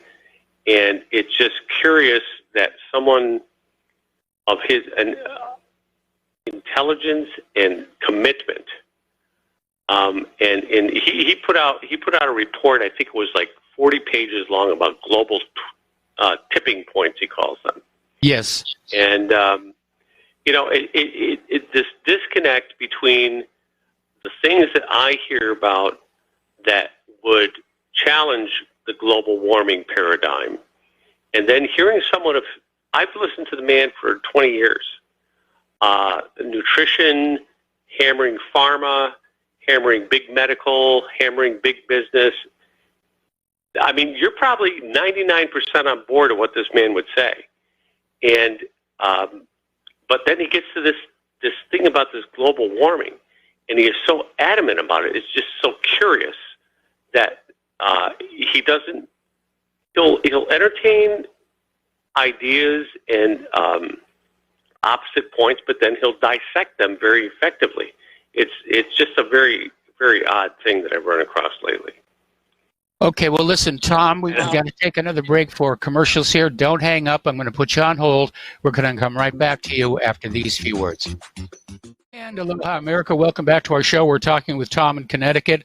We're talking about global warming, and we're talking about the fact that people who seem to have a good grasp on what's going on politically are still caught up in this global warming cult, which is really what it is. And a lot of it has to do with the fact that it was sold really hard. They had, celebrity status with Al Gore, pushing this. A lot of movie stars came on board and said, yes, this is all real. And people got caught up in it. And some of them just don't want to look at the contrary evidence. Others are probably just don't want to back off and say that they were bamboozled that badly. And to the point you just made, he abhors any mainstream ideas. And he goes in, I mean, he's written, I mean, if you just check the man out if you've never looked at his information in any detail. And that's what gets me about the whole thing. I mean, he is a big government. I mean, he'll go down the line. He just did a big presentation in New York City about the 9/11 inconsistencies and the absurdities of that. But when he gets on the global warming thing, he'll bring chapter and verse of his ideas about why this is so far out of control. And yet he had a clip of someone today from some Australian university that was talking about the degradation of the Great Barrier Reef, right? Mm-hmm. And he said, well, fine. I really, I offer these ideas to people for your consideration, because I don't think anybody should be banned because of what they think about any particular thing. And he says, but now look at, he pointed to the fact that this guy was funded by like the sugar industry and a few other things that use a whole bunch of things he doesn't agree with, pesticides and the whole connection of vested interest in trying to debunk global warming. And it's just very curious to me. Be that as it may, I go back and forth. There's I think a lot that contradicts the mainstream ideas. Christ, the guy that founded the Weather Channel, right? Yes. I mean, he's been saying this for how long, right? Yep. So once again, I mean, if you never checked the man out, I think you'd find him very, very interesting. He reversed AIDS back in the day, like mid '80s, with his own therapies. Okay, that's quite an accomplishment. Through through his own therapies, documented blood tests. He had. Do you remember Tony Brown's Journal a long time ago on PBS? No, I don't. You're quite a prominent, part of the black community, and yet he had a press conference. He had documents of 18 people that totally reversed any blood counts, any lab tests that they would do at that time for AIDS. Tom, I'm sorry. I got to let you go here. Check them out. I'll leave you with that thought. Take care. All right, we got to take a break for station identification. We'll be right back. Aloha, America. Welcome back to our show. Hour number 3. The phone lines are open, 803-139-4443. And we're talking with Chris in Ohio. Aloha, Chris. Welcome to the show. What's on your mind? Good. Hey, what's up, Mike? How you doing? Doing okay. Just going to keep it short and sweet here. Not one thing real quick. I hear people say Ghislaine Maxwell. Yeah. It's a French name, and it's pronounced Ghislaine. Okay. So, just FYI. Yeah, I mean, if I was going to ramble in my thoughts beyond 20 seconds, on the global warming, climate change scam thing, I've been annoyed by this for more than 20 years. I never bought into it. I saw how it's infiltrated all different facets of society through, periodical magazines for children and all kinds of everything in between, to the PBS nature shows. Yeah.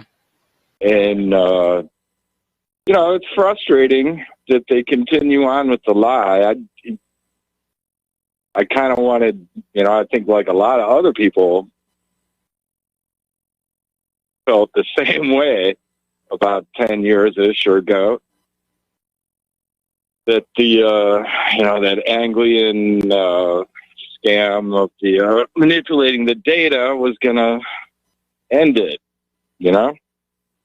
Well, I mean, the University of East Anglia, the Hadley Climate Research Unit, they weren't the only ones that were caught fudging the data. NASA's been caught fudging the data. NOAA's been caught fudging the data.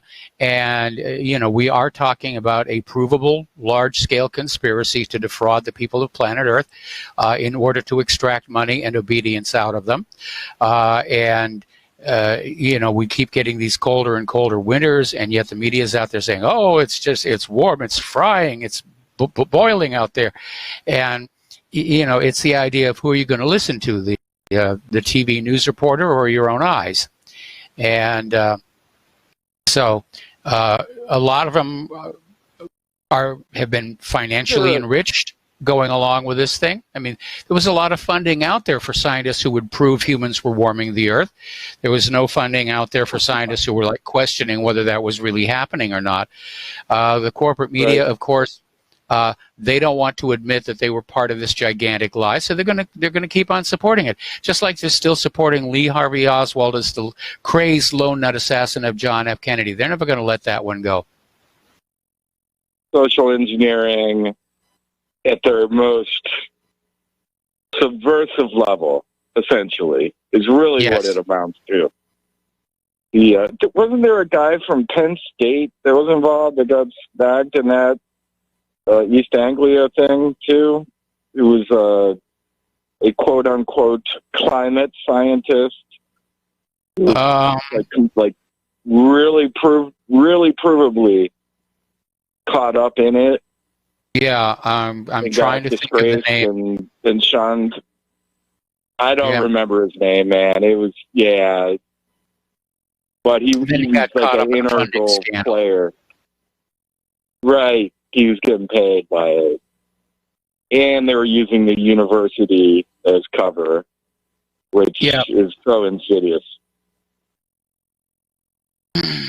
Okay, well, we've been watching this for a very, very long time, and once again, if you go up to that little gray menu box at the top of my main page, you'll find my article on ClimateGate, and there's a lot of good information in there about why this was a load of nonsense right from the beginning. And down at the bottom of that page, there's a list of quotes by some of the luminaries of the global warming movement saying, it is all nonsense, but we're going to use it to bring about social change. Right. Yeah, I was like real close into that when it happened, when it went down. So, yeah, I was right there with y'all. I guess with what you call the good guys. Yeah, I guess so. All right, well, listen, Chris, thank you very much for the phone call. I'm going to let you go, and we're going to switch over to Dustin in New Jersey. Aloha, Dustin. Welcome back to the show. What's on your mind?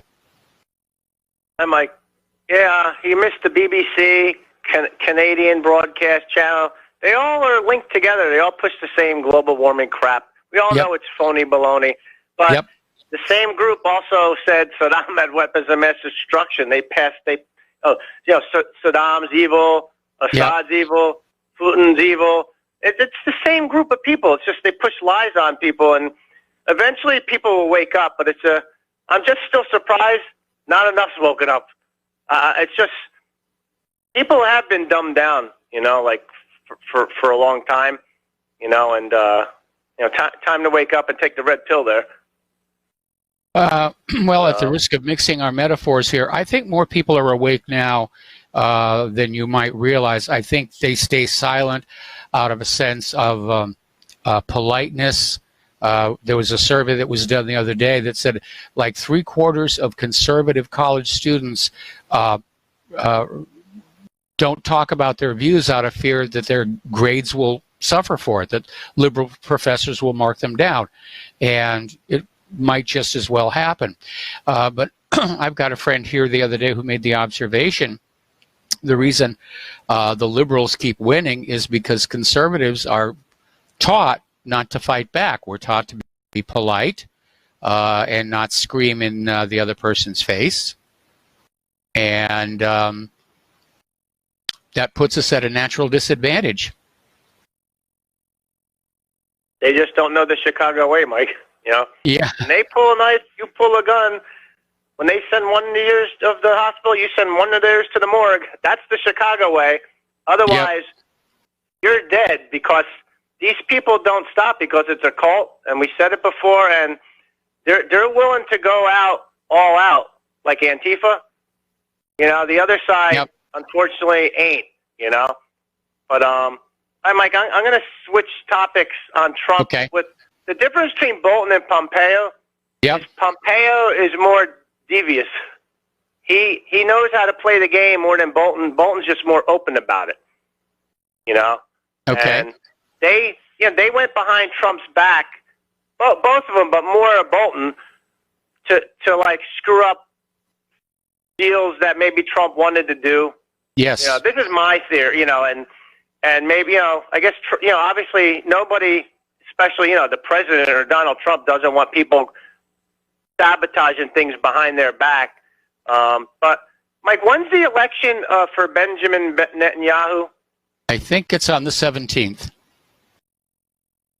Now, it's odd because Bolton is like linked to Netanyahu big time. He's a big Israeli supporter, and we know Pompeo. But at this particular moment in time, isn't it odd how Trump got rid of him? Because it's probably playing in the Israeli media, I would think. I would imagine so. I would imagine so. Yes. But so Pompeo is more of a quieter type of devious dude, but he's got to go too, and so does Elliot Abrams. Isn't he still floating around? And so is Gina Haspel. Yes. And Mike Pence got to go too. Mike Pence has to go. But do you know anything about the guy he wants to temporarily put in? I forgot his name. Jimmy something Spoon or something. I forgot his name that they're looking at. I hope it's not Jared Kushner or his daughter's assistant. Yeah. We already have too many coffee boys in foreign policy. Yeah. And then real quick, man, I'm going to switch over to the economy. Did you see the deal? Did you mention the deal with Iran and China? The $400 billion infrastructure deal they made with their energy, and they're going to update their manufacturing infrastructure. The Chinese are going to send 2,000 security forces there to protect these built infrastructure facilities, and and it's $400 billion. You know what the GDP of the Iranian government, the Iran country was in 2017? $416 billion.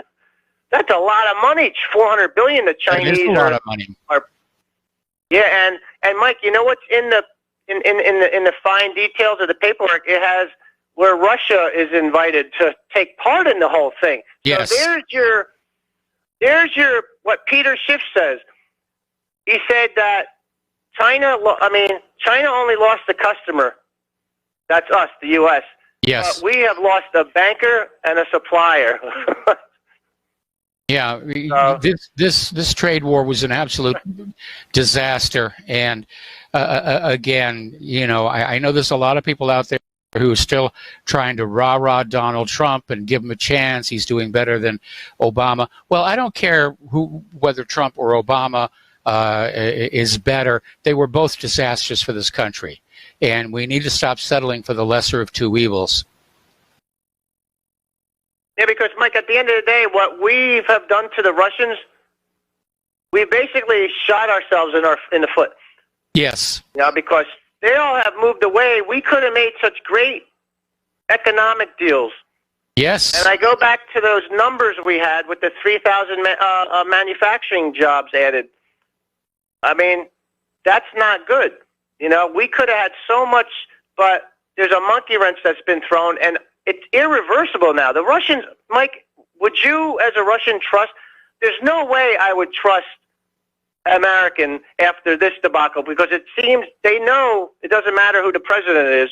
It's the system itself is so corrupted that there's no way to make amends after that, after what this has been dragging on. The same with the British. I don't trust the British either. And France to a point. But obviously Macron's got his own problems with the yellow vest. Amazing how there's a complete total media blackout on that. Mike, you notice with the yellow vest? See, you can march all you want. How do you? They've been marching for 46 weeks now, or something like that. What's changed? Nobody's left. It's the same system. Yep. You know, you got to roll the guillotines out, people. If you're not willing to do that, sorry, you're going to lose because the same people are still in charge, the same people controlling the system. That's all I got to say, Mike. Have a good night. All right, thanks an awful lot. We're going to let you go. The phone lines are open, 800-313-9443. And getting on back to some news here. A lot of people are getting concerned, if you will, about cell phone radiation. I know there's a big debate about 5G, whether it's healthy or not. But apparently there is an organization, Public Employees for Environmental Responsibility, that are trying to call for a moratorium on cell towers in the national parks. And I think that's not going to fly because people like having their cell phones working. And we've monetized the internet and the cell phones. So I don't think people are going to want to voluntarily give up that source of income, if you will. Now, I would be in favor of the cell towers being placed discreetly and better hidden than we see in a lot of other places. But, you know, when you go into a national park, you are not seeing it as it was in nature. When you go into, for example, Yosemite, and you see how beautiful it is and the waterfalls and that's not how it was in nature. When Yosemite was first discovered, the river was jammed up with all kinds of dead trees, and there was a log jam down by the bottom, and that all had to be taken out. These national parks are as carefully cared for as golf courses, and so it is not an affront to nature to put up a cell tower. Okay, we're going to go to the phones here. Eric in Tennessee, aloha. Welcome to the show. What's on your mind? Michael, welcome to Indiana. Thank you. To the mainland. I had a comment on the Federal Reserve notes. I've noticed that I haven't found one printed after 2013, excuse me. Not one since 2013. Okay. So I don't know what that means. I know the Federal Reserve supposedly had their 100-year charter from 1913, and I wonder if they're already kind of defunct. No, they're not, because back in the 1930s, Congress extended the Federal Reserve's charter indefinitely. And I know back in 2013, everybody got excited. The Federal Reserve is going to go away. The Federal Reserve is going to go. No, it didn't. They're more powerful than ever. Right. Now, is it possible that you're simply looking at a series number? Because every once in a while. Well, no, I look at the direct date on the bill, and it's not the series number; it's the date. There's nothing after 2013, and I've been watching them for the last year and a half or so. Now that's funny. Yeah. I didn't even I'm just think putting it out there for. I didn't even think there was a date on the Federal Reserve notes. Oh yeah, there are. They're all printed pre-2013. So just gotta look at it and see what you get out of it. I think there's something about I'm seeing that series that may- 2013, but that's when this design was adopted. Doesn't mean it was printed back then. Okay. Anyway. Oh, okay. Well, that could be. Yeah. But by the way, when I'm going to be out of town for the next couple weeks, but when I get back, I plan to come up to Indiana, and I got a lot of warm clothes for Claire if she needs them. Oh, that's right. Yes, that's right. Now, yeah. Okay. So we'll be in contact after when I get back. I'm going out of state for a few weeks, and then I'll be back, and I'll contact you then with an email. All right. Well, maybe by the time you get back, we'll be in our new place because it's taking a lot longer than we expected it would. Oh, well, I hope it all works out. And again, well, my offer still stood to help you out there. but that's okay too. You know, it's I got a lot of stuff here to help you out with, so I'm willing to do that. Well, thank you very much. A lot of people around here have been very generous about, hand-me-down clothing, and we're finally going to get our car next week, and it looks like we've got a lock on this new rental property, so we're going to get moved in here before the snows come on in. Anyway, okay. Thanks an awful lot, Eric. The other thing. Oh, go ahead. Okay, yeah. Take the next caller. I'll talk to you in the future. All right. No, there is no next caller. The lines are now open, and apparently, over at the Trump campaign website, they have added a new item, and it's basically a Trump-branded Sharpie to sort of poke fun at CNN over that whole Sharpie Gate story. And let's see, down at the border with Mexico, there's a video showing miles of newly constructed Mexico border wall. CBP expects to complete 450 miles by the end of 2020. Well, 450 miles, that is a lot, I will grant you. But as long as there is a gap or a hole anywhere, that's where the illegal immigrants are going to go to. And that's where the people smugglers are going to send them across. Now, JP Morgan has a new index. They're calling it the Wolfefe Index. And apparently it measures Trump's tweets and their impact on bond volatility.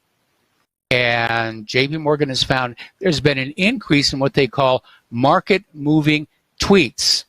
Trump tweets that trigger an immediate reaction in the bond market. So, something else that we can look at. All right, we're going to take another break for commercials here, and we will be right back. And aloha, America. Welcome back to our show here. Now, over in the Middle East, there is a company called Aramco, which is, to date, a privately owned company shared by Arabian investors, Great Britain, I think, and United States.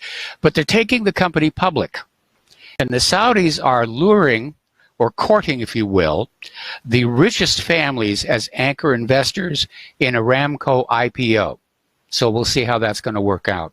Over at the Wall Street Journal, they're saying that China may be saying that growth is fine, but private data is showing a sharper slowdown. I think we're at the point right now where everybody is trying to conceal just how much damage this trade war has really caused.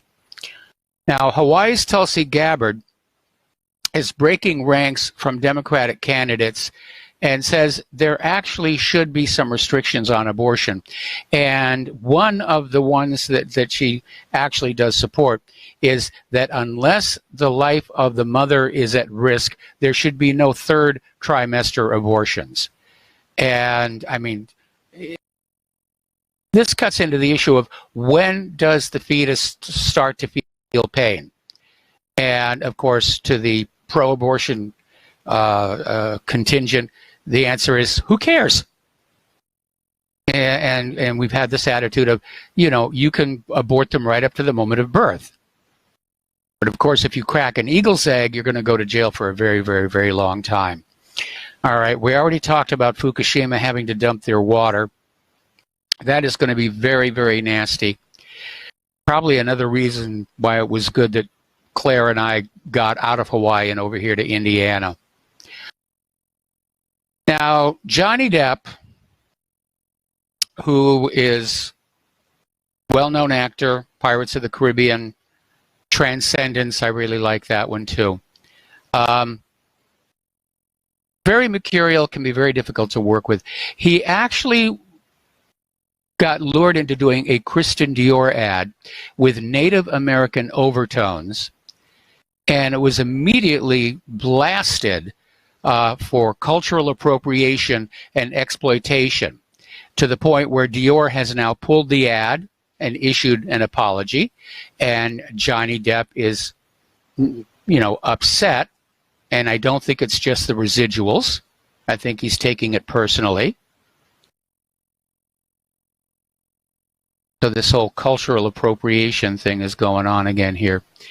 Okay. Down in Florida, a judge has denied Joshua McAdams, 27, and Taylor Bland Ball, 22, custody of their 4-year-old son, Noah, who has cancer. And the judge made that decision based on substantial risk of imminent neglect. In other words, the parents may have different ideas about the cancer treatment to be used or not used on their son. This is another example of the state usurping the rights of the parents, along, of course, with mandatory vaccines and the rest of it. From the School of Political Correctness, apparently the word guys, G-U-I-S, is now politically incorrect because it reinforces the gender hierarchy. This really is getting silly. Okay. Hasbro has introduced a new feminist version of Monopoly. And what makes it feminist is that the female players start out with more money than the male players to give them an advantage. I'll bet you that one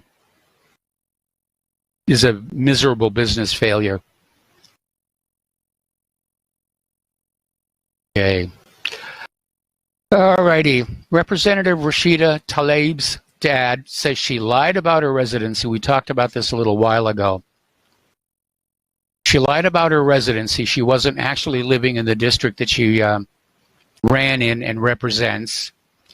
And apparently, a civil rights activist associate claims she lied about his sexual abuse. So again, you look at all these people lined up on that platform, screaming at each other about the Green New Deal, and asking yourself, is this really the best that our political system can do? Do these people really represent American ideals and American values? And the answer is no. They're hardcore liberals, globalists. They're just going to try and scream at you until you go along with the agenda. So, anyway. All right. We're going to take another break for commercials here. Join us on the air, 800-313-9443, and we'll be right back. And aloha, America. Welcome back to our show here, and the phone lines are open, 800-313-9443. So give us a call here, and especially first-time callers, people who've never called before. Let's see if we can get some new callers and instead of the same repeat ones here. Get some new blood into the discussion, as it were. Apparently, the NFL is not doing very well. This week starts the NFL's 100th season, but apparently some teams seem to be finding an awful lot of empty seats. And apparently it was so bad when the Cleveland Browns took on the Tennessee Titans at First Energy Stadium, fans took to social media to express their shock and surprise at how many empty seats there were. Normally the opening games tend to be sellout. And I think it may be a combination of the fact that NFL tickets are expensive. And I think it may be that a lot of people were very, shall we say, upset over all of this kneeling for the national anthem nonsense. I think it hurt the brand. The NFL is a football league, not a liberal propaganda organization. What can I tell you? All righty. Apparently down in Texas, a medical center tried to get rid of a booming bird population in its trees. But you always have to be thinking, what's going to happen when we succeed? Apparently, they accidentally created the perfect habitat for one of the most poisonous insects in North America, these venomous caterpillars. I didn't even realize caterpillars could be venomous. So apparently Anyway, so there's this black man who's worked toward racial reconciliation for decades, and Antifa members are calling him a white supremacist. None of it makes any sense anymore. None of it makes sense anymore. Apparently, there's this black Trump supporter said, I'm told I shouldn't wear the MAGA hat because I'm black, so I bought the biggest MAGA hat I could find here. Apparently, over at Amazon, their employees are going to walk out over the company's climate change inaction. And there's been a lot of walkouts, and they're not all connected with paychecks. Google employees objected to the handling of sexual harassment claims. Riot Games workers demonstrated against forced arbitration. Wayfair staff left their desks after learning the retailer profited from migrant detention centers run by U.S. Immigration and Customs. Now it's Amazon's turn. All right. Democrats are still talking about impeachment. Still talking about impeachment. They don't have anything they can impeach him for, but apparently Nadler is accusing Trump of crimes and corruption and schedules a vote on procedures for impeachment investigation. In other words, a fishing expedition. They don't have a high crime and a misdemeanor. They're just saying, let's go out. We can find something. Apparently, there's another member of Congress who wants to launch an impeachment proceeding just because Trump has a lot of properties. He's too rich to be president. Anyway, tomorrow, of course, is the 18th anniversary of 9/11. And a lot of people are looking back on that. And I don't think hardly anybody believes that official story anymore. But what I need you to do is, hunt down that story from Architects and Engineers for 9/11 Truth and the University of Alaska that says the building simply could not have collapsed from fire, and email it to everybody that you know. And the reason for that is it's being kept off the corporate media, and my guess is it's going to be subject to filtering on social media. So now we have to go back to the good old-fashioned, the early days of the internet where we use email. Over in Texas, there's a gun range that has installed dispensers that sell bullets by the pound. They're calling it an ammo bar. And it's a deliberate counter to Walmart's decision to no longer sell certain types of ammunition. So good for those Texans. Okay, here's a story. New York Times reporter, actually editorial writer, very concerned that the advantage the Democrats had in 2018 seems to have completely disappeared. And they're self-destructing. Look what they put up for candidates. Oh, by the way, another ship full of global warming fanatics got stuck in the Arctic ice. The Arctic tour ship, MS Malmo, had to be rescued this week after getting stuck in the ice off of Longyearbyen, Svalbard archipelago, halfway between Norway and the North Pole. And yeah, it does keep happening. They keep sailing up there, saying, we're going to prove the Arctic is ice-free, or the Antarctic. It just doesn't happen here. I mean, they're ignoring the science. They think that policy and politics can trump science. It doesn't work that way. There's the real world, and there's your world of fiction. And the world of fiction is where you find politics. So, Democrat Jim Clyburn is out there saying if the Bill of Rights were put before the public today, I'm not too sure we would hold on to them. I don't know who he means by we. He's talking specifically about the public, but I think for the most part, the public is okay with the ideas of freedom of speech, freedom of religion. I know that the Second Amendment right to keep and bear arms is contentious, but that's because most people have not been taught the importance of that amendment in the public school system. We've already lost the Fourth Amendment and the Fifth Amendment. This country has just changed so much from when I was young. All righty. Apparently over at the New York Times, they're praising communist tyrant Mao Zedong as one of history's great revolutionary figures. This triggered a huge uproar, which led to the deletion by the New York Times. That was kind of a dumb thing to say. Okay. We talked about the vans full of gas here. And apparently Google Nest, the Google Nest camera is scanning faces and always listening, now watching. And surveillance state fears as cops hand out free Amazon Ring doorbells. Scary. It's just absolutely scary. Apparently, Yang is mentioning a possible confiscation of gasoline vehicles, says the best option is a buyback program. Now, don't get me wrong. I do think electric vehicles are the wave of the future. Some of those electric supercars are just stunning. Like I mentioned before, I'm a huge fan of Grand Tour, and they featured some of them in Season 3.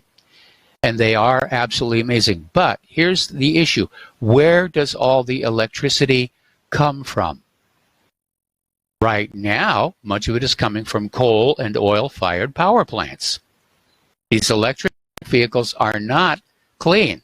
They may be clean right where they're parked, but they're not clean for the planet. So we need a Manhattan Project scale development to come up with a way to generate a lot of electricity in an environmentally friendly way. Solar panels are very inefficient. Windmills chop up the birds because you put up windmills where the wind is blowing, and where do the birds fly? They fly along with the wind, so they get the lift. So anyway. Apparently, a lot of money was thrown at WeWork. SoftBank invests at a $47 billion valuation. It's now likely worth only $20 billion. One of our callers mentioned this one. Beijing will deploy up to 5,000 Chinese security personnel on the ground in Iran, which would make an attack on Iran very tricky because you're attacking the security personnel of China, which could trigger a retaliation. Anyway, today was Apple's big unveiling of the new product line featuring the iPhone 11, which came in 3 different models, the largest of which actually has 3 camera lenses on this little dimple on the back corner, and promptly triggered a lot of humorous memes out on social media. People were equating it to the holes on a coconut, to the holes on a bowling ball, to the shaving heads on an Orelco razor. And it does look like it's a bit much, but apparently at least one of those lenses in the high-end model will support night mode. So it's got night vision equipment, or night vision systems. Then they came out with the iWatch version 5. But their price points are as high as they were for the last model. The high-end model is just under $1,000. And I don't think they're really going to sell a lot of them, because older model iPhone users, the whiz-bang isn't enough to get us to trade up. I'm very happy with my iPhone here. I was happy with the one I had before that. But Apple was out there and their stock went up. They had a big to-do. And it was kind of funny. I was looking at the corporate media, and boy, did Apple get a lot of coverage. It's almost like Apple was paying these news outfits to give them a lot of media attention. So, alrighty, and take a look here. Okay, animal rights activist saves 16 bunnies, gets another 95 killed when the rescue mission goes bad. Good planning there. Okay, apparently a sanctuary county has ripped Donald Trump and neo-Nazi sympathizers after 7 illegals arrested for alleged sex crimes. That's one of the things that is really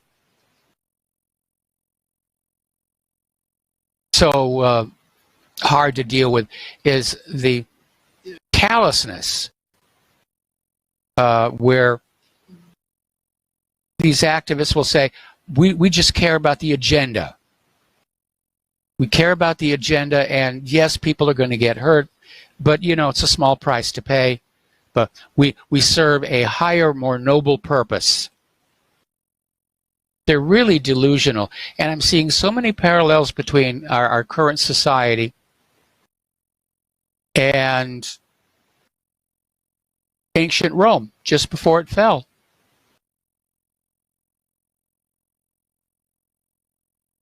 So, anyway, apparently there's been another altercation at a McDonald's.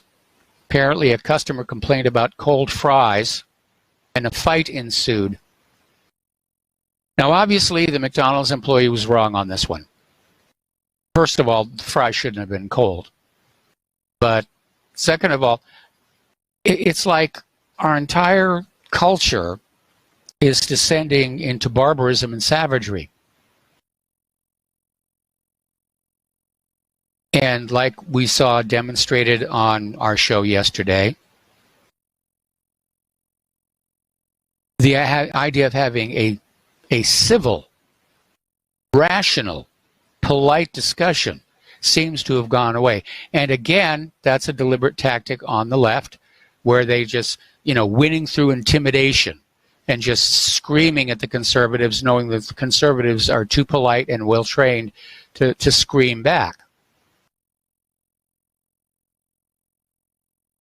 Apparently, Democrat Amy McGrath has an attack ad which featured some coal miners who are not happy about it.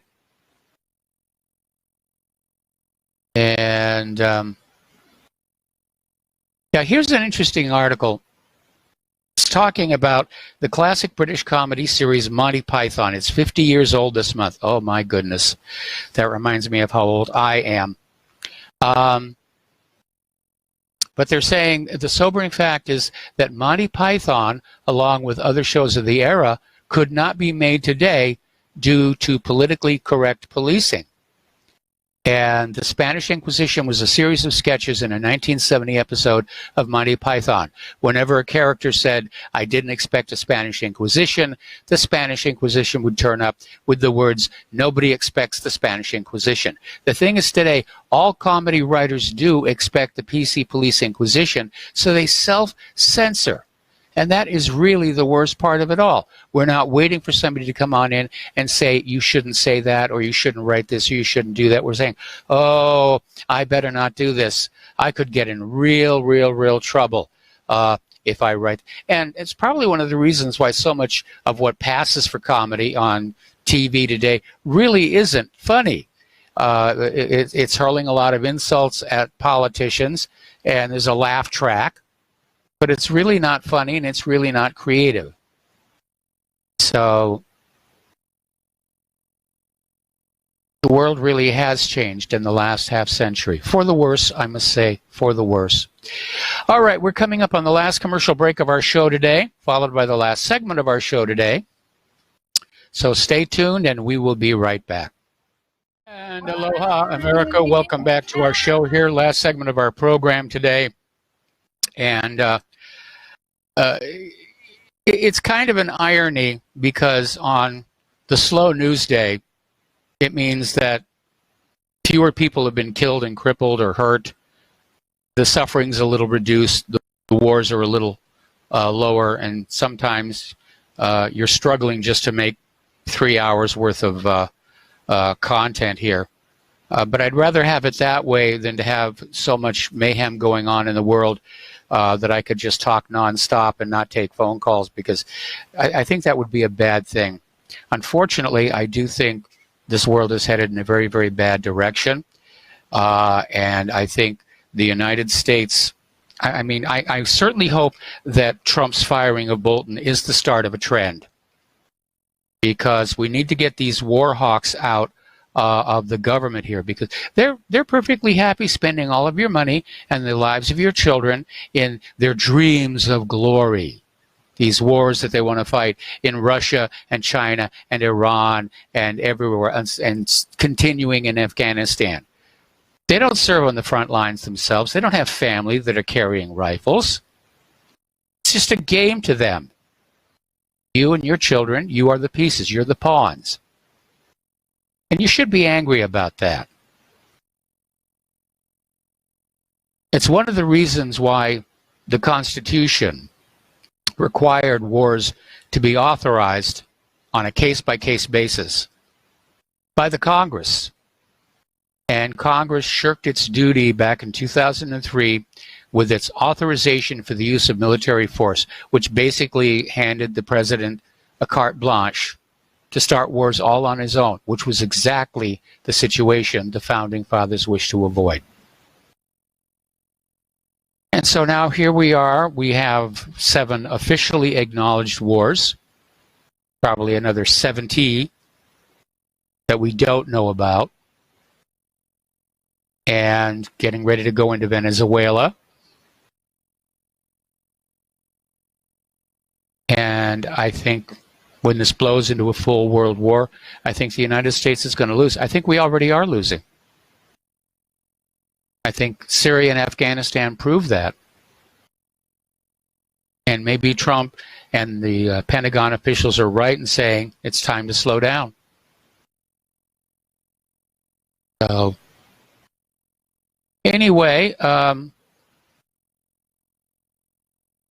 going to be talking about 9/11 tomorrow, obviously.